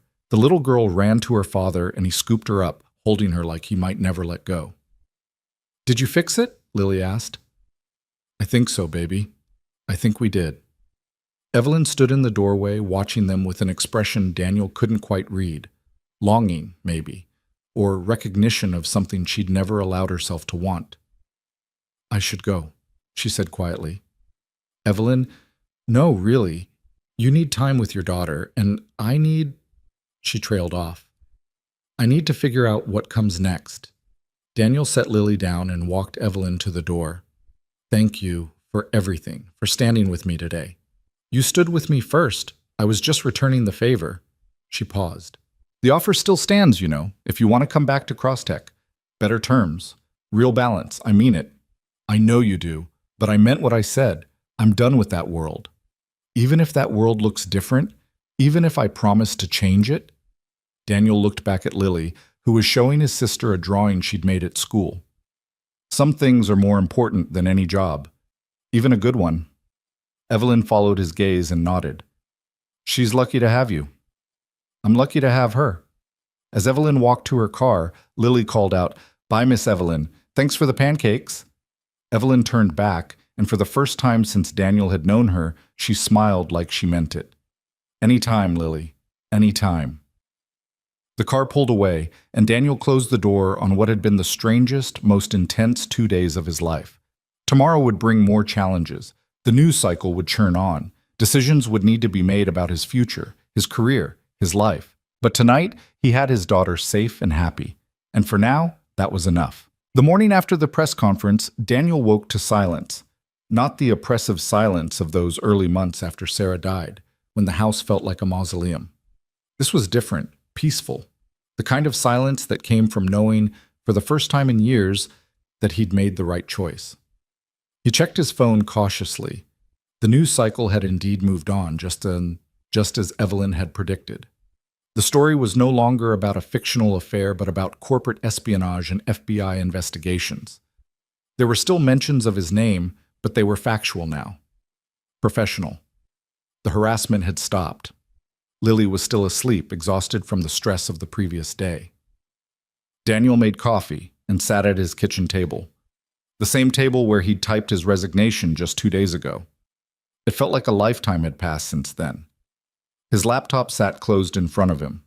He hadn't opened it since defusing the logic bomb, hadn't checked his email or his code repositories or any of the 100 little things that used to consume his every waking moment.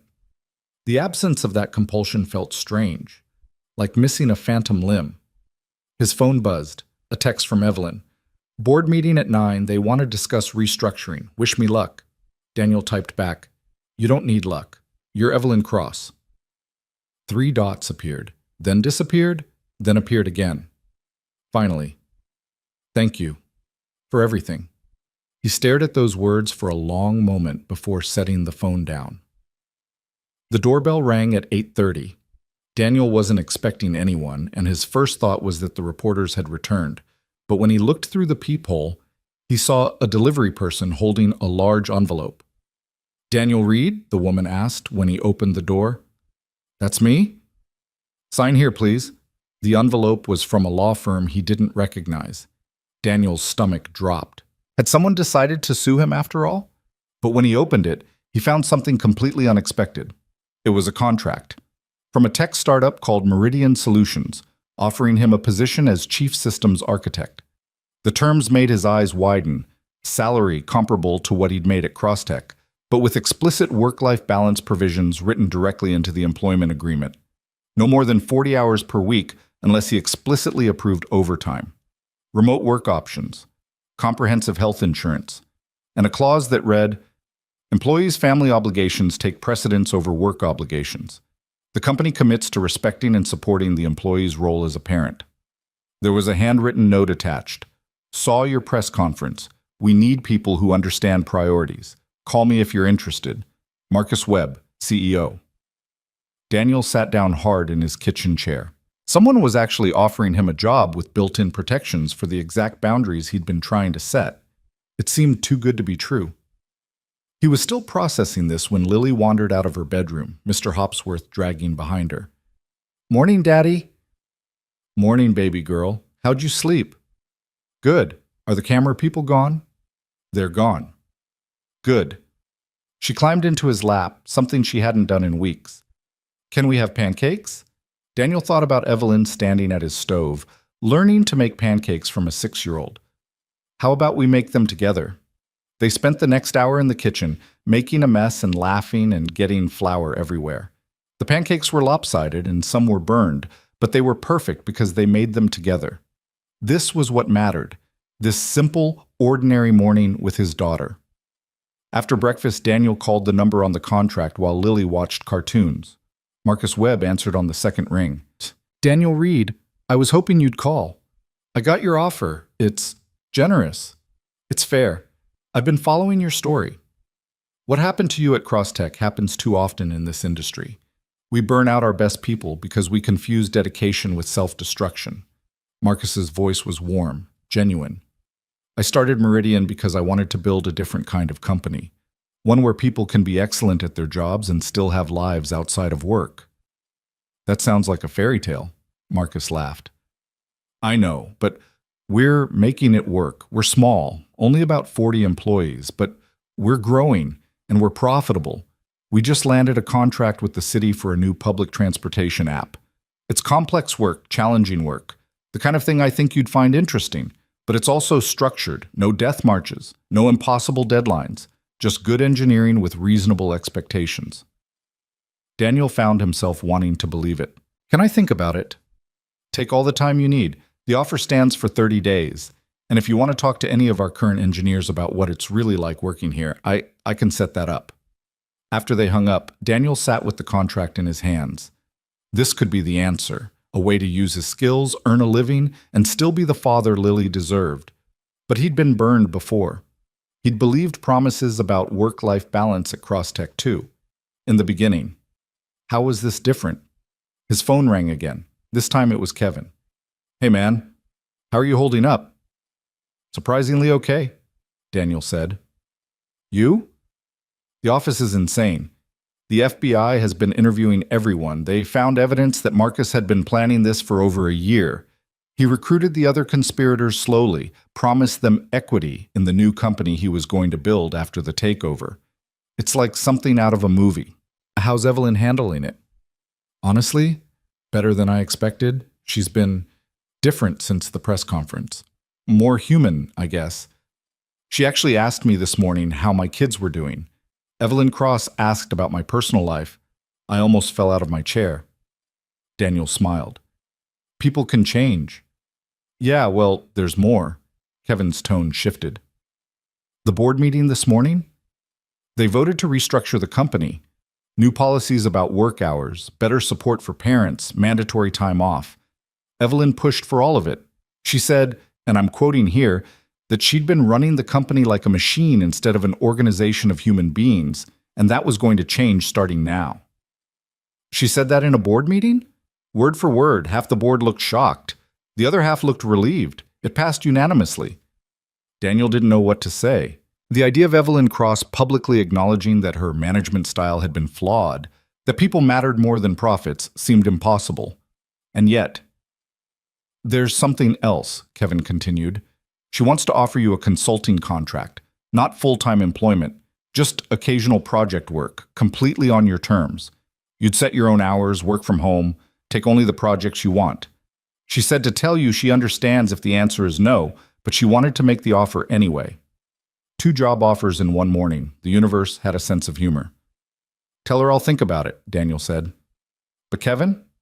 Thanks for standing up for me at the press conference. You didn't have to do that. Yeah, I did. You've had my back for years. It was time to return the favor. After Kevin hung up, Daniel looked at his daughter, obliviously watching her cartoons, and thought about choices, about the future he wanted to build for both of them. The rest of the day passed quietly. Daniel took Lily to the park again, this time without any reporters following them. They fed the ducks, played on the swings, and talked about nothing important. In the afternoon, he helped her with a school project about families. She drew a picture of the 2 of them holding hands, with Sarah watching from a cloud above. Do you think Mommy can see us? Lily asked, coloring in the cloud with careful strokes. I think so, Daniel said, his throat tight. I think she's proud of you. Is she proud of you too? Daniel thought about the past 2 years. The long nights, the missed moments, the slow realization that he'd been running from grief instead of processing it. I hope so. I'm trying to be the kind of dad she would want me to be. You're the best dad, Lily said with the absolute certainty of childhood. Even when you work too much.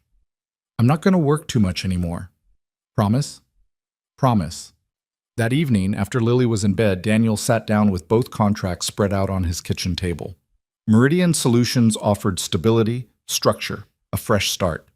Evelyn's consulting offer provided flexibility and autonomy, but it also meant staying connected to Crosstech, to that world he'd tried to escape. He was still weighing his options when the doorbell rang. It was almost 9 o'clock. Daniel's first thought was that something was wrong, but when he opened the door, he found Evelyn standing there, not in her usual power suit, but in jeans and a simple sweater. She looked younger without the armor of corporate fashion, and tired. So tired. I'm sorry to come by so late, she said. I should have called first. It's okay. Come in. She stepped inside, looking around like she was seeing the house for the first time. How's Lily? Asleep. How was the board meeting? Productive. Exhausting. Necessary.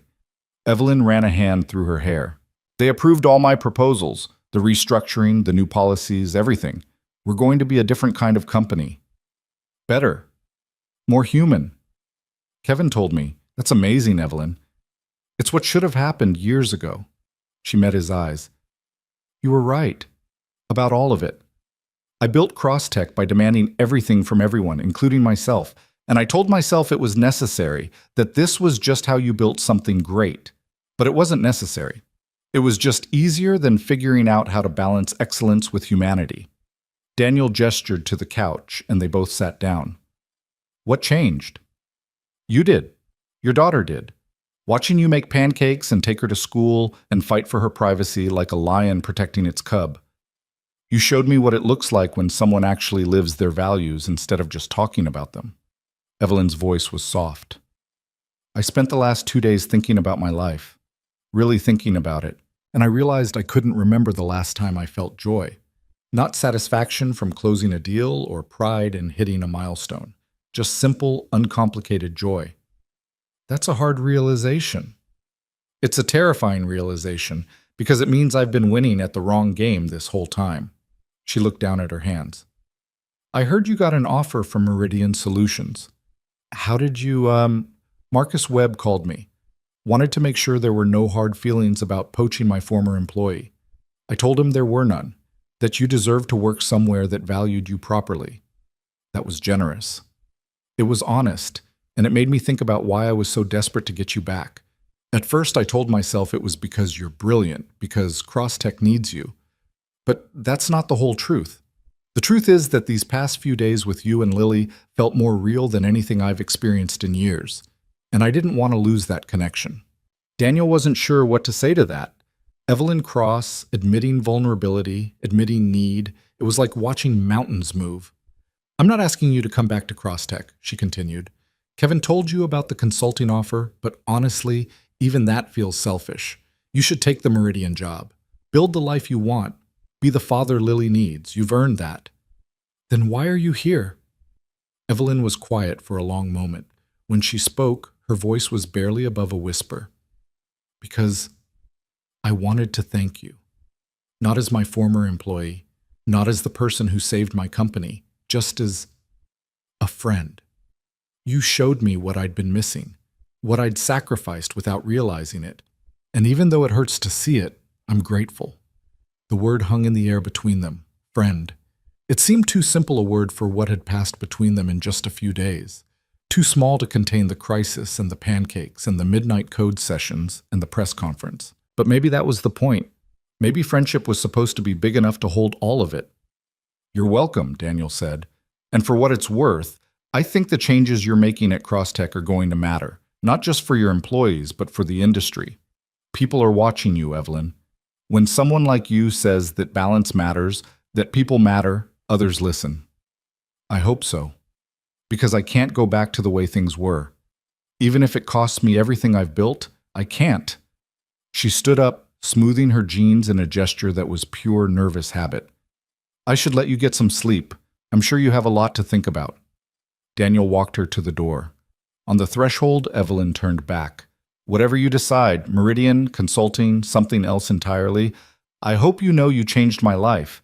In just a few days, you reminded me what it means to be human. That's not a small thing. You changed mine too, Daniel said honestly. You reminded me that asking for help isn't weakness, that standing up for what matters is worth the cost. Those aren't small things either. Evelyn smiled, that real smile he was starting to recognize. Lily was right. You do need more friends. So do you. I'm working on it. She started down the porch steps, then paused. If you take the Meridian job, maybe we could still get coffee sometimes, just as friends. I make terrible coffee, but I'm getting better at pancakes. Daniel laughed. I'd like that. He watched her drive away, then closed the door and leaned against it. The house was quiet again, but this time the silence felt full instead of empty, full of possibility, full of hope. The next morning, Daniel made his decision. He called Marcus Webb first.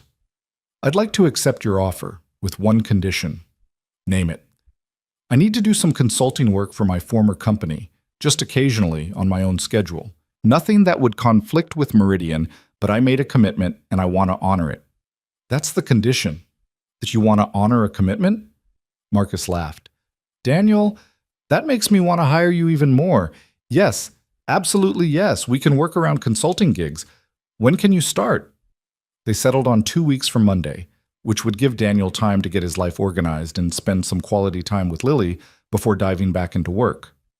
Then he called Evelyn. I'm taking the Meridian job, he said when she answered, but I want to accept your consulting offer too. Part-time, flexible hours, only the projects I choose. Can we make that work? There was a pause. Then Evelyn's voice, warm with what sounded like relief.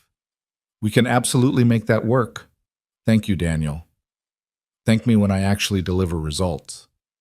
I'm not thanking you for the work. I'm thanking you for not disappearing completely, for giving me a chance to prove that CrossTech can be different. You'll prove it. I have faith in you. After he hung up, Daniel felt something settle in his chest. This was right. Taking the Meridian job gave him the stability and structure he needed. Keeping the consulting connection to CrossTech let him honor the relationships he'd built there and help Evelyn transform the company culture. And most importantly, both were on his terms, his boundaries, his rules. He spent the rest of the day with Lily, not working, not planning, just being present. They baked cookies that turned out slightly burned but delicious. They built a fort in the living room and read stories until Lily fell asleep inside it, Mr. Hopsworth tucked under her arm.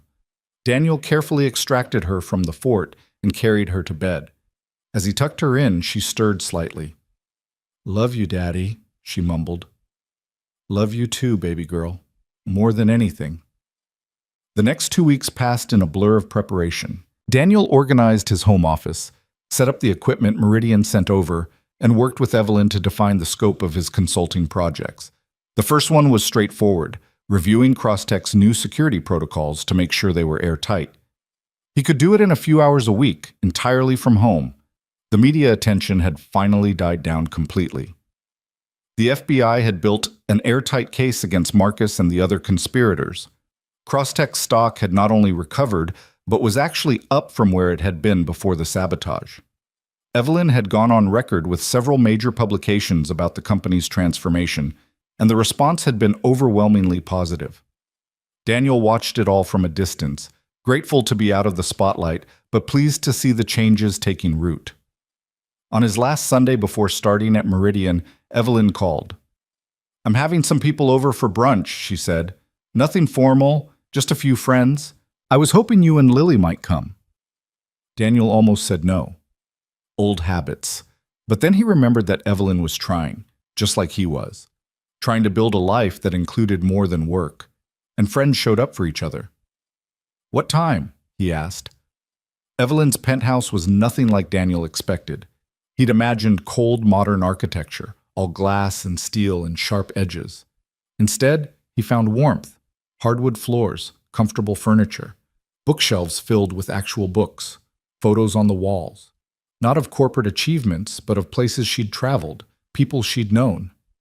"You look surprised," Evelyn said, greeting them at the door. "I expected something more. CEO-like." "I have an office for CEO-like. This is home. Or at least, it's trying to be." She knelt down to Lily's level. "Hi, Lily. I'm so glad you came. Your house is pretty. Can I see your stuffed elephant?" Evelyn's eyes widened. "You remember me mentioning Peanut? You said you lost him. That's sad. Did you find him again?" "No, I never did. But I got something else."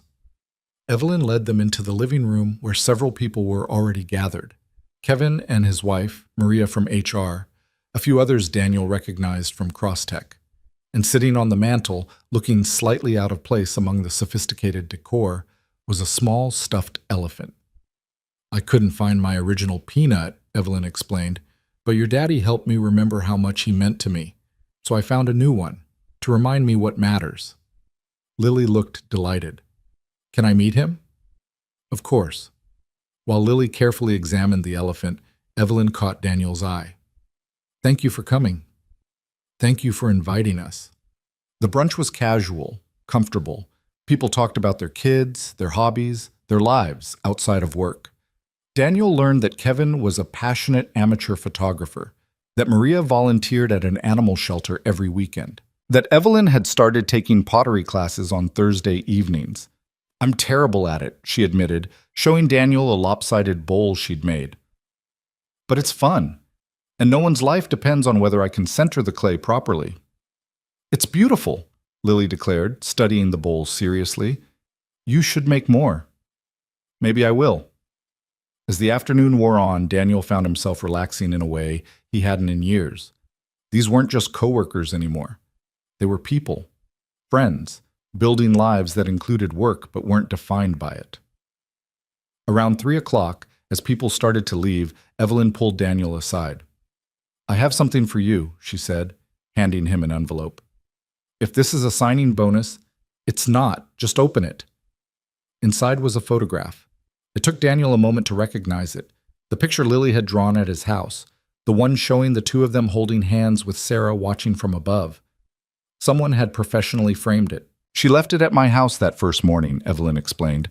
"I had it framed before I gave it back because it reminded me what you're fighting for. What we should all be fighting for. I thought you might want it for your new office." Daniel's throat was tight. "Thank you. Thank you." "You're welcome." Evelyn's smile was soft. "You're going to do amazing things at Meridian, Daniel, and I'm honored that you're still going to help us at Crosstech. But more than any of that, I'm grateful to call you a friend. The feeling is mutual." As Daniel and Lily drove home that evening, the framed picture carefully secured in the back seat, Lily chattered about the brunch, about the elephant, about how nice everyone had been. "Miss Evelyn is different now," she observed. "She smiles more." "She does, doesn't she? Do you think that's because of us?" Daniel thought about it. "I think it's because she decided to be different.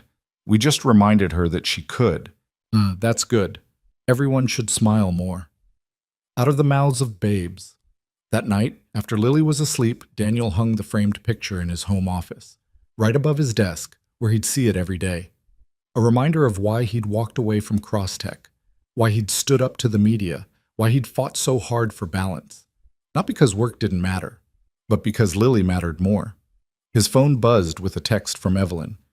"Thank you again for coming today. It meant more than you know."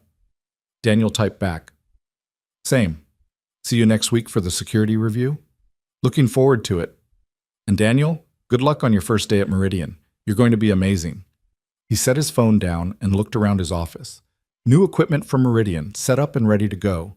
The consulting contract from Crosstech, carefully filed away. The framed picture of his daughter's drawing, promising him that balance was possible. For the first time since Sarah died, Daniel Reed felt like he was exactly where he was supposed to be. Not running from grief, not drowning in work, just living. Building a life that honored his wife's memory by being the father their daughter deserved. Building a career that challenged him without consuming him. Building friendships that sustained him without demanding everything. It wasn't perfect. Life never was. But it was real. It was his. And it was enough. Outside his window, Seattle settled into evening. Somewhere out there, Evelyn was probably reviewing reports or planning the next day's meetings. Somewhere, Kevin was putting his kids to bed. Somewhere, Maria was feeding cats at the shelter. Somewhere, Marcus Holloway was sitting in a federal detention center, paying the price for betrayal. And here, in this modest craftsman house on Meridian Avenue, a single father sat in his office and smiled at a child's drawing, knowing that walking away from success had led him to something better. Something worth more than any job title or salary or corporate achievement. He'd found his way home. Daniel's first day at Meridian Solutions started with Lily making him breakfast. She'd insisted on it the night before, declaring that first days were important, and important days needed special pancakes. So at 6:30 in the morning, she stood on her step stool at the counter, tongue poking out in concentration as she carefully poured batter into the pan. The pancakes were lumpy and uneven, and one was definitely more oblong than round. But when she presented the plate to him with a flourish, Daniel's heart swelled. "Perfect," he said, kissing the top of her head. "Absolutely perfect. I made the ears extra big so you'd have energy for your new job. These are the most energizing pancake ears I've ever seen." The commute to Meridian's office in Fremont took 23 minutes, which meant Daniel could drop Lily at school and still make it on time. No more frantic early mornings. No more choosing between seeing his daughter off and being punctual. Just a reasonable schedule that accommodated both. Marcus Webb met him in the lobby personally, a gesture Daniel appreciated. The CEO was younger than Daniel expected, maybe 35, with an easy smile and none of the predatory intensity that radiated off so many tech leaders. "Welcome to Meridian," Marcus said, shaking his hand warmly. "Let me show you around." The office was smaller than Crosstech, occupying just 2 floors of a converted warehouse. But what it lacked in size, it made up for in thoughtfulness. There was a dedicated quiet room for parents who needed to handle childcare calls. A fully stocked kitchen with actual food, not just coffee and energy drinks. Flexible workstations so people could sit or stand or move around as needed. And everywhere, evidence of life beyond work, photos of families, kids' artwork, marathon medals, concert posters. "We believe people do their best work when they're whole people," Marcus explained as they walked. "That means honoring all the parts of who they are, not just the coding part." Daniel's office had a window overlooking the Ship Canal. On his desk sat a welcome basket with a company mug, some local coffee, and a handwritten note from the team. Pinned to his bulletin board was a printed schedule showing his projects for the first month. Challenging work, but with realistic timelines and built-in buffer periods. "Take the morning to get settled," Marcus said. "Team stand-up is at 10. We keep them short, 15 minutes max. Then you're free to structure your day however works best for you." It felt surreal. Almost too good to be true. Daniel kept waiting for the other shoe to drop, for the impossible deadline or the emergency crisis that would require him to abandon every boundary he'd set. But the morning passed smoothly. The team stand-up was efficient and collaborative, with none of the underlying tension that had always hummed through cross-tech meetings. People actually seemed to like each other.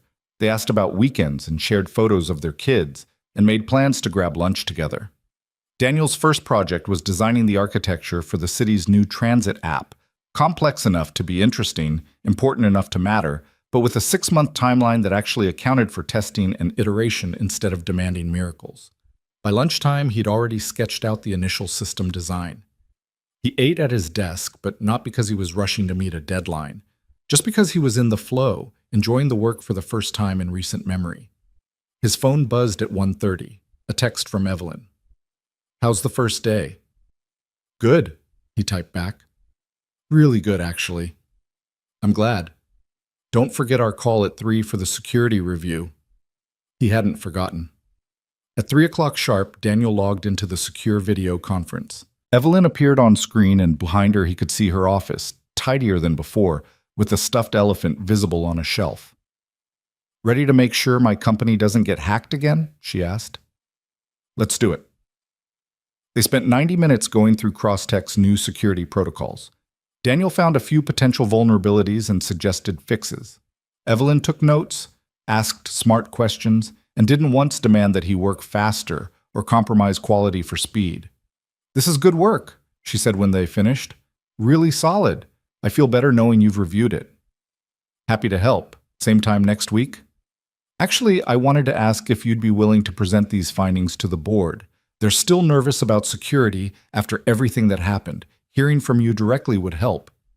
Daniel hesitated. Going back to Crosstech, even for a presentation, felt like stepping back into the world he'd escaped. But Evelyn wasn't asking him to return to that world. She was asking him to help reshape it. "When?" he asked. "Friday afternoon, 2 o'clock. I know it's short notice, but I'll do it. Send me the details." After the call ended, Daniel sat back in his chair and looked out at the canal. Boats glided past, unhurried. The afternoon sun glinted off the water. In his old life, he would have been too stressed to notice. Now, he took a moment to appreciate it. His phone buzzed again. This time it was the school. "Lily says she's not feeling well. Can you come get her?" 3 months ago, that message would have sent him into a panic spiral about missed deadlines and angry bosses. Now, he simply grabbed his keys and told his team lead he was leaving for a family matter. No judgment, no guilt trips, just understanding. He found Lily in the nurse's office, looking pale, but not fevered. The nurse said it seemed like an upset stomach, nothing serious, but it was better to take her home just in case. In the car, Lily was quiet. "What's wrong, sweetheart?" Daniel asked, watching her in the rearview mirror. "My tummy hurts." "Did you eat something weird?" "No." A long pause. "Emma said her mom doesn't work, and that's why she can always come to school events. She said working moms and dads don't care as much." Daniel pulled over to the side of the road and turned to face his daughter. "Lily, look at me." She did, eyes shining with unshed tears. "Emma is wrong," Daniel said firmly. "Working doesn't mean I don't care. I work so we can have a home and food and everything you need. But more importantly, I chose a job that lets me be there for you. That's why I left my old job. That's why I'm at a new company now, because you are the most important thing in my life. And I wanted a job that understood that. But you weren't there for the field trip last month." The words hit him like a punch. He'd missed the zoo field trip because of a crisis at Crosstech, back before everything changed. He'd promised himself he wouldn't miss any more, but Lily was still carrying that hurt. "You're right," he said quietly. "I wasn't there, and I should have been. I'm sorry, baby girl. But I promise you, I swear to you, I won't miss the next one, or the one after that. Because my new job lets me actually be your dad, not just someone who lives in the same house as you." Lily sniffled. "Really?" "Really. In fact, when's your next field trip?" "Next Friday. We're going to the aquarium. Put me down as a chaperone. I'll be there." Her face transformed. "Promise?" "Promise." By the time they got home, Lily's stomachache had mysteriously disappeared. They spent the afternoon playing board games and making an elaborate blanket fort in the living room. At 5 o'clock, Daniel closed his laptop without guilt. Work could wait. His daughter couldn't. They were making dinner together, Lily's choice, spaghetti with excessive amounts of Parmesan, when the doorbell rang. Daniel wasn't expecting anyone, but when he opened the door, he found Evelyn standing there with a shopping bag. "I hope I'm not intruding," she said. "I was in the neighborhood and thought I'd drop off some materials for Friday's presentation, and I might have brought cookies." Lily appeared at Daniel's elbow. "What kind of cookies?" "Chocolate chip. I made them myself." Evelyn held up the bag almost shyly. "They're probably not as good as store-bought, but I'm trying to learn." "You made cookies?" Daniel couldn't hide his surprise. "The pottery class was full this week. I needed a different stress reliever." She looked past him to where the kitchen was visible, sauce bubbling on the stove. "I'm interrupting dinner. I should go." "Stay," Lily said immediately. "We have lots of spaghetti. Daddy always makes too much." Daniel met Evelyn's eyes. She's not wrong, and the cookies are clearly homemade, which means they're automatically better than store-bought. It's science. "If you're sure." "We're sure. Come in." Evelyn helped set the table while Daniel finished cooking. It was strange having her in his kitchen again, but this time there was no crisis driving her presence. Just friendship. The quiet comfort of people who'd been through something together and come out the other side. Over dinner, Lily dominated the conversation, telling Evelyn about school and her friends and the upcoming aquarium field trip. "Daddy's going to be a chaperone," she announced proudly. "He promised." "That's wonderful," Evelyn said, and she sounded like she meant it. "I never went on field trips when I was young. My parents thought they were frivolous." "That's sad," Lily said with the blunt honesty of childhood. "Field trips are the best part of school." "I'm starting to realize I missed out on a lot of best parts." Evelyn looked at Daniel. "But it's never too late to learn, right?" "Never too late," he agreed. After dinner, Lily insisted on showing Evelyn her room and introducing her properly to Mr. Hopsworth. Daniel cleaned up the kitchen and listened to his daughter's chatter drifting down the hallway. When they returned, Lily was holding Evelyn's hand. "Miss Evelyn said she'd come to my school concert next month," Lily announced. "If that's okay with you, Daddy." Daniel looked at Evelyn, who shrugged. "I've never been to an elementary school concert. Lily says it's very important." "It is," Lily insisted. "We're singing songs about seasons, and I have a solo part. Well, it's just one line, but Mrs. Martinez says I have good projection."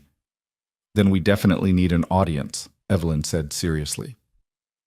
After Lily's bedtime, which Evelyn politely excused herself for, giving them privacy for their nighttime routine, Daniel found her waiting in the living room, studying the photos on the mantel. She was looking at one of Sarah, taken on a hiking trip in the Cascades. "She was beautiful," Evelyn said softly. "Inside and out. She would have liked you, I think.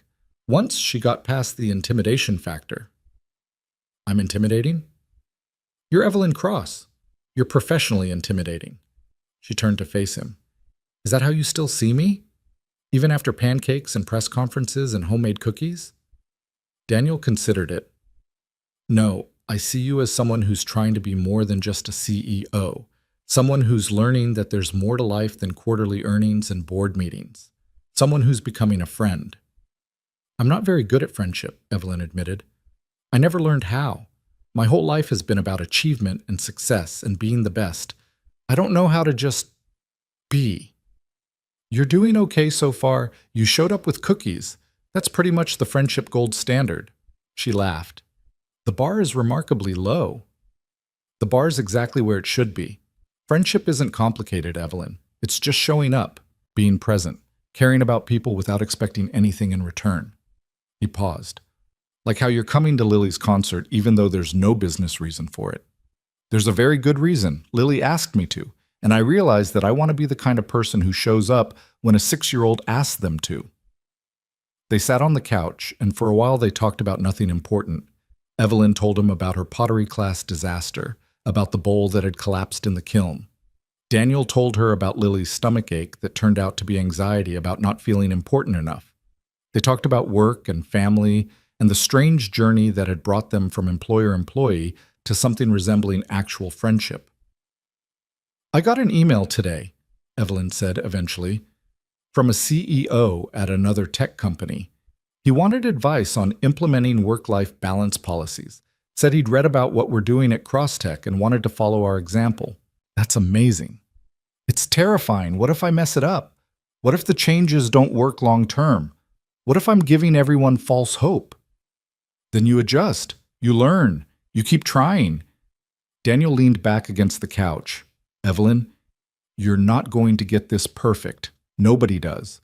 But the fact that you're trying matters. The fact that you admitted the old way was wrong and you're committed to doing better. That's what people will remember. I hope so. She was quiet for a moment. The board asked me today if I was planning to step down, to bring in someone else to run the company so I could focus on rebuilding my reputation. Daniel sat up straight. What did you say? I said no. CrossTech is my company. I built it and I'm going to fix it. But I'm fixing it my way, with humanity at the center instead of just profit. Her smile was fierce. They didn't like that answer, but they accepted it. Good. You shouldn't have to step down because you're choosing to be a better leader. That's what I thought. Though between you and me, part of me wanted to run away, to escape the pressure and the scrutiny and start over somewhere easier. She met his eyes. But then I remembered watching you stand in front of those cameras and defend your daughter. You didn't run. You fought for what mattered. I figured I should do the same. We make each other braver, Daniel said. That's what friends do. Evelyn smiled, and this time it reached her eyes. I like having a friend. Get used to it. Lily has already planned your social calendar for the next year.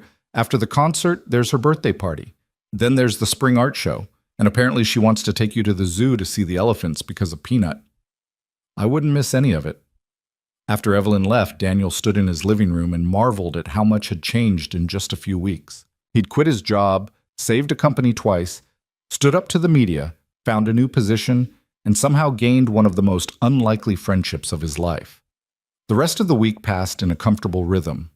Daniel worked on his projects at Meridian, finding himself energized by the challenge without being consumed by it. He picked up Lily from school every day. They had dinner together every night. He read her stories and helped with homework and built elaborate Lego structures that immediately became homes for Mr. Hopsworth's extensive imaginary family. On Friday afternoon, Daniel went to CrossTech for the board presentation. Walking into the building felt strange, like visiting a place he'd lived in a previous life. People greeted him warmly. Several stopped to thank him for saving the company. Kevin pulled him aside to show him photos from his son's soccer game, something he never would have done during Daniel's tenure there. The board meeting went smoothly. Daniel presented his security findings with clarity and confidence. The board members asked thoughtful questions. They approved his recommendations unanimously and thanked him for his continued dedication to CrossTech's success. Afterward, Evelyn walked him to the elevator. That was perfect, she said. You made them feel secure without being patronizing. That's a rare skill. I just told them the truth. The new protocols are solid. With a few tweaks, they'll be industry-leading. Will you keep consulting with us, even after the initial contract ends? Daniel considered it. As long as it doesn't interfere with my work at Meridian or my time with Lily, yes. I like knowing I'm helping make CrossTech better. You're doing more than making it better. You're helping me remember why I started this company in the first place, to build something meaningful, to solve problems, to create value. The elevator arrived and Daniel stepped in. See you at the concert next month? Wouldn't miss it. The following Friday, Daniel stood in a crowded aquarium gallery surrounded by 23 first graders and their various chaperones.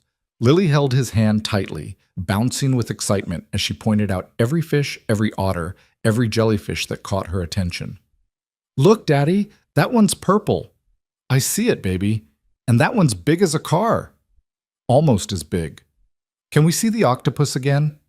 They'd already seen the octopus 3 times, but Daniel said yes anyway because this was what mattered. Being present, witnessing joy, making memories that his daughter would carry forward. At lunch, Lily sat with her friends but kept glancing over to make sure Daniel was still there. Every time their eyes met, she grinned like she'd won the lottery. Emma's mother approached him while the kids were eating. You're Lily's dad, right? The one who quit that big tech job? Daniel tensed, waiting for judgment. But the woman smiled. I think that's wonderful, she continued. My husband did something similar last year. left a finance job to teach high school. Everyone thought he was crazy, but he's so much happier now, and our kids actually know who he is. She glanced at her daughter. Emma's been talking about how lucky Lily is that you came today. Made me realize maybe I've been taking my flexibility for granted. Every family is different, Daniel said carefully. There's no one right way to do this. No, but there are wrong ways, and putting work ahead of the people you love is definitely one of them. She smiled again and went back to her daughter. The field trip ended at 2:30. Daniel drove Lily home, listening to her recap every single detail of the day, even though he'd been there for all of it. Her joy was infectious, spilling over until Daniel found himself grinning too. That evening, while Lily colored at the kitchen table, Daniel's phone rang. It was Marcus Webb. Daniel, I wanted to check in. You've been with us 3 weeks now. How's it going? Really well. The transit app architecture is coming together. The team is great. I'm enjoying the work. Good. And the work-life balance? We're actually walking the walk, not just talking the talk. Daniel glanced at his daughter, tongue poking out as she carefully colored inside the lines. I went on a field trip today, left at noon, didn't think twice about it. Nobody made me feel guilty or question my commitment. So yeah, you're walking the walk. That's what I like to hear. Listen, we just landed another contract, a healthcare platform for rural clinics. Big scope, important work. I'd like you to lead the architecture, but I want to make sure it fits with your life, with Lily. They spent 20 minutes discussing the project, the timeline, the team structure. Marcus was flexible when Daniel said he couldn't do evening meetings because of bedtime. Understanding when Daniel said he needed to block off Friday afternoons for school events. It was everything Daniel had hoped for and hadn't quite believed could exist. After they hung up, Daniel sat with the knowledge that he'd found something rare, a job that challenged him intellectually while respecting his humanity, a company that understood that people were more than the code they wrote. The next month passed in a blur of good things. Daniel's work at Meridian went well. His consulting with Crosstech helped implement security improvements that became a model for other companies. Lily's concert was a triumph. She delivered her solo line with the confidence of someone performing at Carnegie Hall, and Evelyn's applause was the loudest in the room. But it was the small moments that meant the most. Saturday morning pancakes, bedtime stories, park visits, movie nights where they built blanket nests and ate too much popcorn. The ordinary, beautiful minutiae of a life that had room to breathe. One evening in late spring, Daniel sat on his porch with a beer while Lily played in the yard with the neighbor's dog. Evelyn had texted earlier to say that Crosstech's latest quarterly report showed record employee satisfaction scores. No one had quit in 6 weeks. Productivity was up despite, or maybe because of, the reduced hours and increased flexibility. His phone buzzed again. This time it was a news alert. Former Crosstech CTO Marcus Holloway sentenced to 8 years in federal prison for corporate sabotage. Daniel read the article. Marcus had pleaded guilty, cooperated with investigators, and still received a significant sentence. The other conspirators had received similar terms. Justice had been served, not just for Crosstech, but for every employee whose livelihood had been threatened by their greed. He should have felt vindicated, triumphant. Instead, he mostly felt sad that people could be so brilliant and still make such destructive choices. Sad that Marcus had thrown away his career and freedom for power he'd never actually obtain. "Daddy, look!" Lily called. "Max learned to fetch!" Daniel looked up to see his daughter throwing a tennis ball while the golden retriever bounded after it, tail wagging furiously. Simple joy. Uncomplicated happiness. That was the difference, Daniel realized. He'd learned to find satisfaction in simplicity, in being present, in loving his daughter, and building friendships and doing work that mattered without letting it consume him. Marcus had chased power and lost everything. Daniel had walked away from power and found what actually mattered. 2 weeks later, on a Saturday morning, Daniel's doorbell rang early. He answered it to find Evelyn standing there with coffee and pastries from the French bakery Lily loved. "I come bearing croissants," she announced. "Is it too early?" It's 8 a.m. on a Saturday. For most people, that's early. For parents of 6-year-olds, it's practically afternoon. Lily came running at the mention of croissants, still in her pajamas, hair wild. "Miss Evelyn, did you bring the chocolate ones?" "Two chocolate, two almond, and two plain, plus pain au chocolat, because I know that's your favorite." They sat at the kitchen table, eating pastries and drinking coffee, while Lily chattered about her upcoming birthday party. She was turning 7 in 2 weeks and had very specific opinions about cake flavors and decoration themes.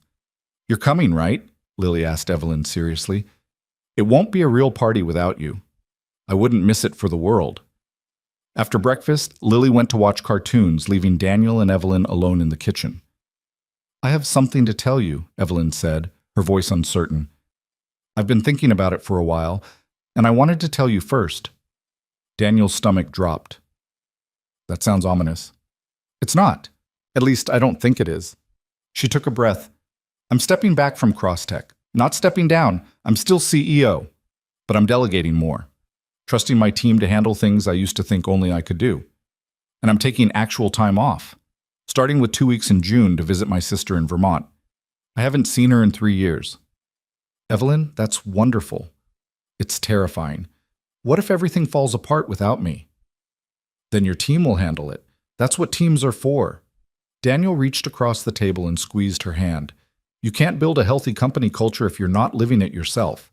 Taking time off, having a life outside work, that sets the example." "You make it sound easy."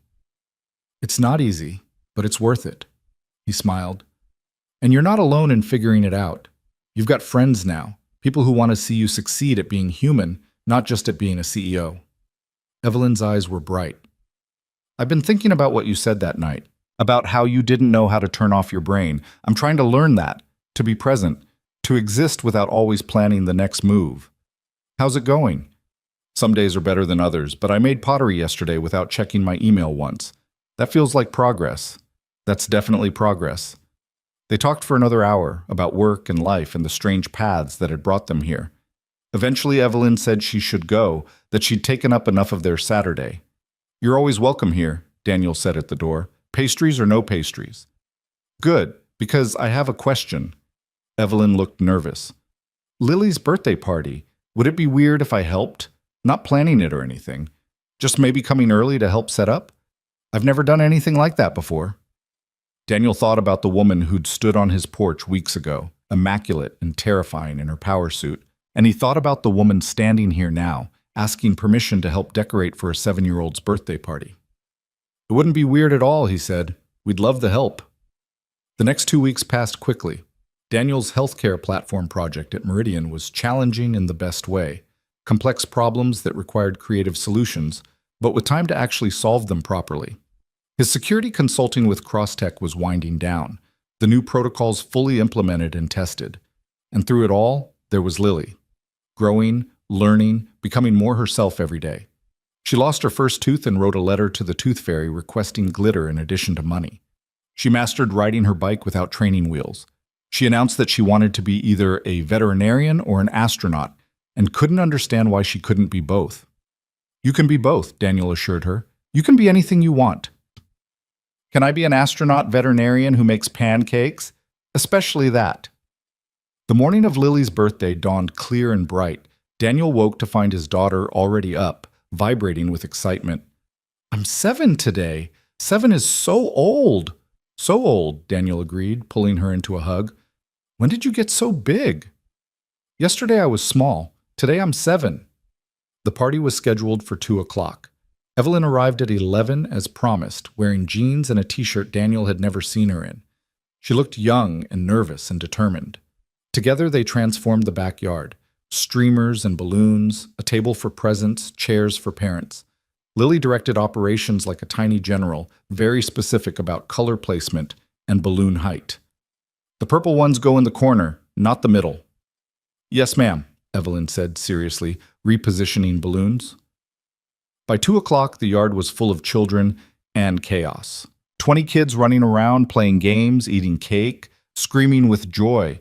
Parents gathered in clusters, talking and laughing. Kevin and his family came, and Maria from HR. Even Marcus Webb stopped by with his own kids. Daniel stood back and watched it all, this beautiful mess of a celebration. And he caught Evelyn's eye across the yard. She was surrounded by children, helping organize a relay race, and she looked happier than he'd ever seen her. When it was time for cake, everyone gathered around.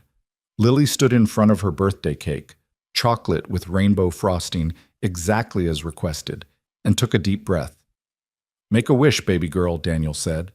Lily closed her eyes tight, and then she opened them and said, "I don't need to wish. I already have everything I want." She blew out the candles anyway, and everyone cheered. Later, after the party wound down and the last guest left, Evelyn stayed to help clean up.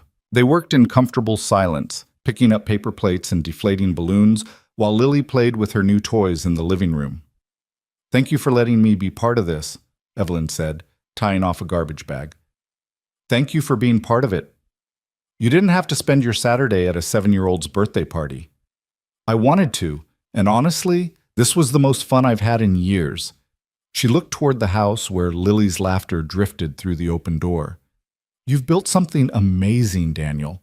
Not just a career or a life, but a home, a real home, full of love and joy and silly birthday parties. It's not perfect. Some days are hard. I still worry about money and whether I'm doing enough, and if Lily will remember her mother. But you show up. Every day you show up for her. That's what makes it amazing." They finished cleaning and sat on the porch steps, watching the sunset over Seattle. After a while, Evelyn said, "I've been thinking about what Lily said, about already having everything she wants. She's 7. Everything she wants is pretty simple." "Is it, though? Love, security, people who show up for her. Those aren't small things. Those are the things most of us spend our whole lives looking for." Evelyn was quiet for a moment. "I spent 20 years building an empire, and in one afternoon at a children's birthday party, I felt more connected to people than I have in all that time. Connection is simple. We just make it complicated." "You're right. We do." Evelyn stood up, brushing off her jeans. "I should go. Big day tomorrow. I'm meeting with a therapist for the first time." Daniel looked up in surprise. "Really? Really? I figured if I'm going to learn how to be human, I should probably get some professional help." She smiled. "Baby steps, right?" "Baby steps. I'm proud of you, Evelyn." "I'm proud of you too, for walking away when it mattered, for showing me that there's another way." After she left, Daniel found Lily in her room, surrounded by birthday presents and wrapping paper. "Best birthday ever?" he asked. "Best birthday ever," she confirmed. Then more quietly, "I'm glad Miss Evelyn came. She seems less sad now." "She does, doesn't she? Do you think she's lonely?" The question caught Daniel off guard. "Maybe. Why?" "Because she doesn't have anybody to make her pancakes or have birthday parties with. That seems lonely." Out of the mouths of babes.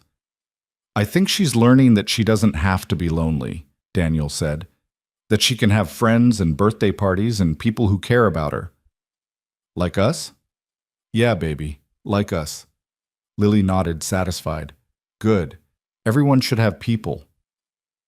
That night, after Lily was asleep, Daniel sat in his office and looked at the framed picture above his desk, Lily's drawing of the 3 of them, him and her and Sarah watching from above. For so long, that picture had been a reminder of loss, of what he'd never have again. But tonight, he saw it differently. Sarah wasn't just watching from above. She was part of the foundation that had made everything else possible. Her love had taught him how to be a father. Her death had taught him what really mattered. And her memory had given him the courage to walk away from everything that didn't serve the life he wanted to build. His phone buzzed. A text from Evelyn. "Thank you for today, for the party and the friendship, and for showing me that life can be full instead of just successful. See you at pottery class next week?" Daniel smiled. He'd signed up for the same pottery class after Evelyn had mentioned it. Not because he wanted to make pottery, but because she'd looked so happy when she talked about it. Because that's what friends did. They showed up. "See you there," he typed back. Over the next few months, life settled into a rhythm that felt sustainable. Daniel's work at Meridian continued to challenge and engage him without consuming him. His consulting relationship with Crosstech evolved into genuine collaboration, helping shape policies that other companies started adopting. And his friendship with Evelyn deepened into something neither of them had expected, Real connection, built on mutual respect and shared growth. They had coffee every other week. Went to pottery class on Thursday evenings. Texted about nothing important. And slowly, Evelyn became part of the fabric of Daniel and Lily's life. She came to school events and brought books she thought Lily would like. She learned to make pancakes without burning them and could now correctly identify every character in Lily's favorite cartoon. One Saturday in late summer, the three of them went to the zoo, Lily's promised trip to see the elephants. They spent hours wandering through exhibits, eating overpriced ice cream, and watching Lily's face light up with wonder. At the elephant exhibit, Lily insisted Evelyn take a photo with the animals in the background. "This is for Peanut," Lily explained seriously, "so he knows you didn't forget him." Evelyn's eyes were suspiciously bright as Daniel snapped the photo.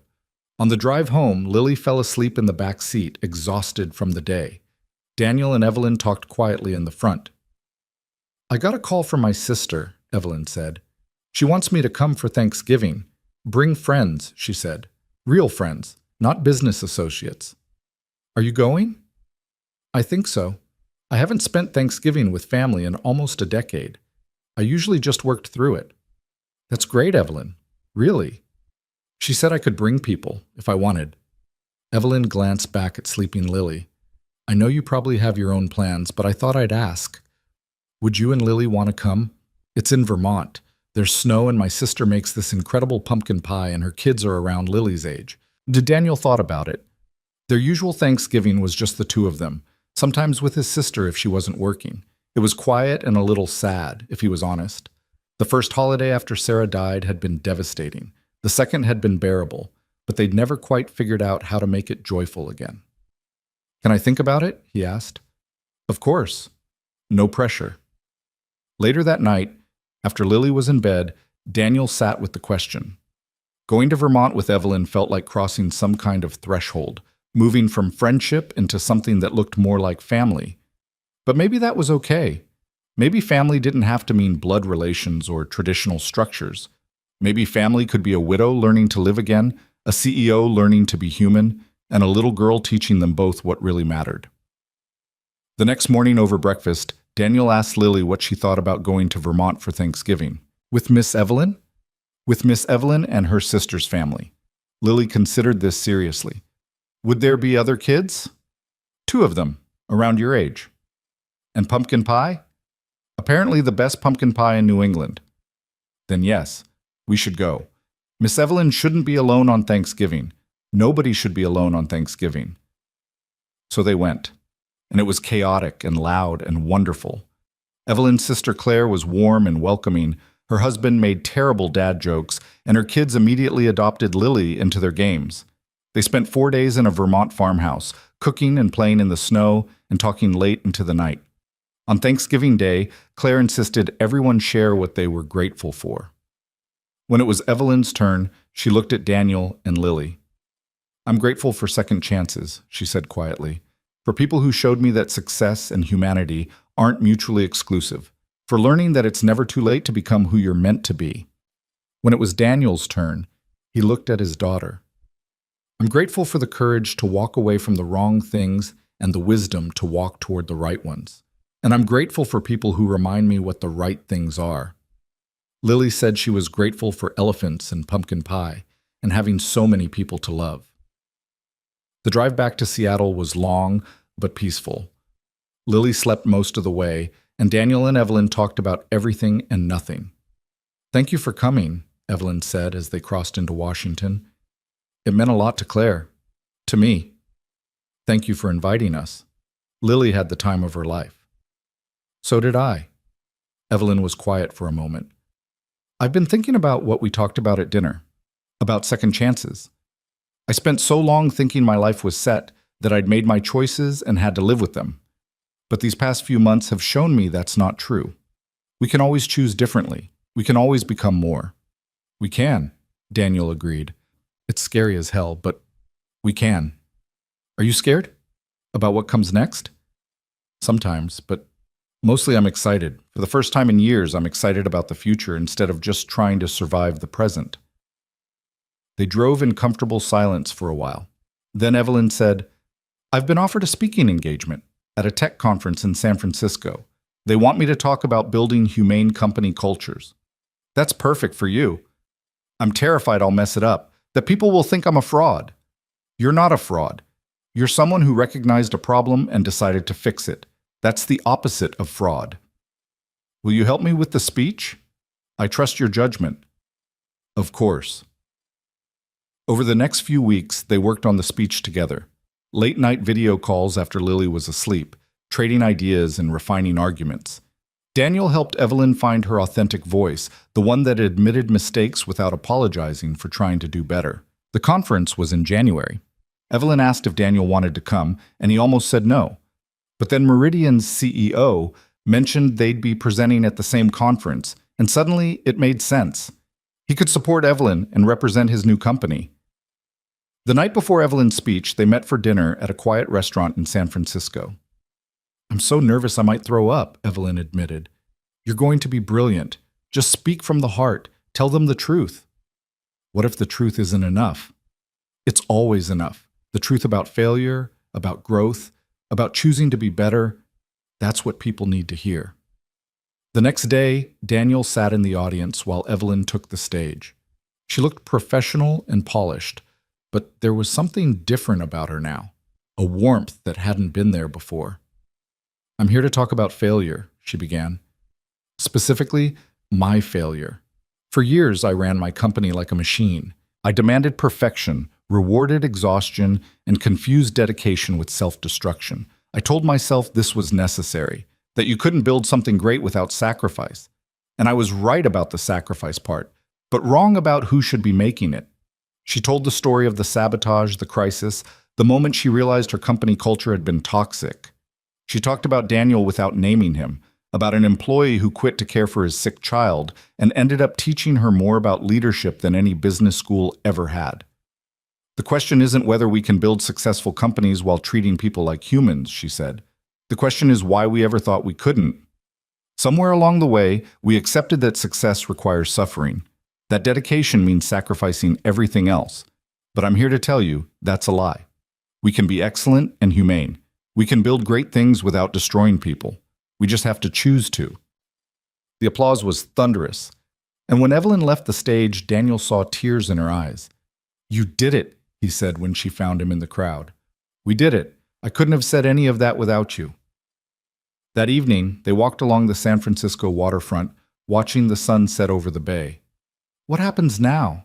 Evelyn asked. I've given the speech, started the changes, rebuilt my life. What's next? You keep living it, keep showing up, keep being human. Daniel smiled. And you keep making pottery and going to birthday parties and being Lily's second favorite person. Second favorite? She's made it clear I'm number one. You're a close second. Evelyn laughed. I'll take it. They stood at the railing, looking out at the water. After a while, Evelyn said, I never thanked you properly, for everything. For saving my company, yes, but more than that. For saving me. You saved yourself, Evelyn. I just reminded you it was worth doing. No. You showed me what a life could look like when you prioritize what matters. You showed me that walking away from the wrong thing is just as important as walking toward the right thing. You showed me friendship and family and how to make pancakes without burning them. Daniel turned to look at her. You gave me something too. You reminded me that I'm more than just Lily's dad, that I can use my skills and contribute and be excellent at my work without letting it consume me, that I deserve friendship and connection and a life that includes more than just survival. We saved each other then. I guess we did. They flew back to Seattle the next day, and life continued in its new rhythm. Daniel thrived at Meridian, taking on bigger projects with better boundaries. Evelyn continued transforming CrossTech into a model for the industry, and Lily grew and learned and brought joy to everyone around her. 6 months later, on a bright spring morning, Daniel stood in his kitchen making pancakes while Lily set the table. They were expecting company. Evelyn was coming for brunch, something that had become a Sunday tradition. The doorbell rang exactly at 10. When Daniel opened it, Evelyn stood there with fresh orange juice and a smile. I brought the good stuff this time. None of that frozen concentrate. Lily will be thrilled. They ate together at the kitchen table, talking and laughing and planning their week. Evelyn mentioned a pottery class showcase where her work would be displayed. Lily announced she'd been chosen for the advanced reading group. Daniel shared that Meridian had just won a major contract and wanted him to lead it. After brunch, while Lily played in the backyard, Daniel and Evelyn cleaned up together. "I have something to tell you," Evelyn said, drying a plate. Daniel's heart skipped. "Good something or bad something?" "Good something. Great something, actually." She set down the plate. "I'm starting a foundation to help other companies implement humane workplace practices, to support working parents and promote actual work-life balance." "Evelyn, that's amazing. I want you on the advisory board, not as an employee, just as an advisor, someone who's lived it and can help shape the programs." She looked nervous. "Would you consider it?" "I'd be honored." She smiled, relieved. "Good, because I'm calling it the Reed Foundation. After you." Daniel froze. "What?" "You walked away from Crosstech to care for your daughter. That act of courage, of choosing family over career, changed everything. It changed me. It changed the company. And now it's going to change the industry. So yes, the Reed Foundation. If you'll let me." Daniel felt his throat tighten. "I don't know what to say." "Say yes. Say you'll help me do this. Say you'll be part of building something that matters." "Yes. Of course, yes." They stood in his kitchen, surrounded by the simple evidence of a life well lived. Crayon drawings on the fridge, photos on the wall, dishes in the drying rack. And Daniel thought about the journey that had brought them here. The resignation typed at 4 in the morning, the press conference and the crisis, and the slow building of something new. He'd walked away from success and found meaning, left behind power and discovered connection, quit a job and gained a life. And in doing so, he'd helped someone else find their way home too. Through the window, they could see Lily playing with Mr. Hopsworth in the sunshine. She waved when she caught them watching, her smile bright enough to power the whole city. "Look at her," Evelyn said softly. "So happy, so loved, so secure. That's all I ever wanted, to give her a childhood where she felt like she mattered more than anything else. You succeeded, and you showed the rest of us that it was possible." Evelyn turned to face him. "Thank you, Daniel, for walking away, for standing up, for showing me what courage really looks like. Thank you for learning, for changing, for becoming the kind of person who shows up for birthday parties and pottery classes and Sunday brunches." They stood together in comfortable silence, watching Lily play, and Daniel felt a peace he hadn't known in years. This was what mattered, not quarterly earnings or stock prices or corporate achievements. This: love and friendship and lazy Sunday mornings, children playing in the sunshine, coffee shared with people who cared, a life built on presence instead of absence. He'd chosen his daughter over everything else, and in doing so, he'd found everything that actually mattered. The crayon drawing still hung above his desk, 3 figures under one roof. But now it felt less like a memorial to what he'd lost and more like a promise of what he'd built. A home, a family, a life worth living. And when Lily came running inside, breathless and happy, demanding that they all go to the park right now because the weather was perfect, Daniel didn't hesitate. He closed his laptop, put away his phone, and said the only word that mattered. "Yes."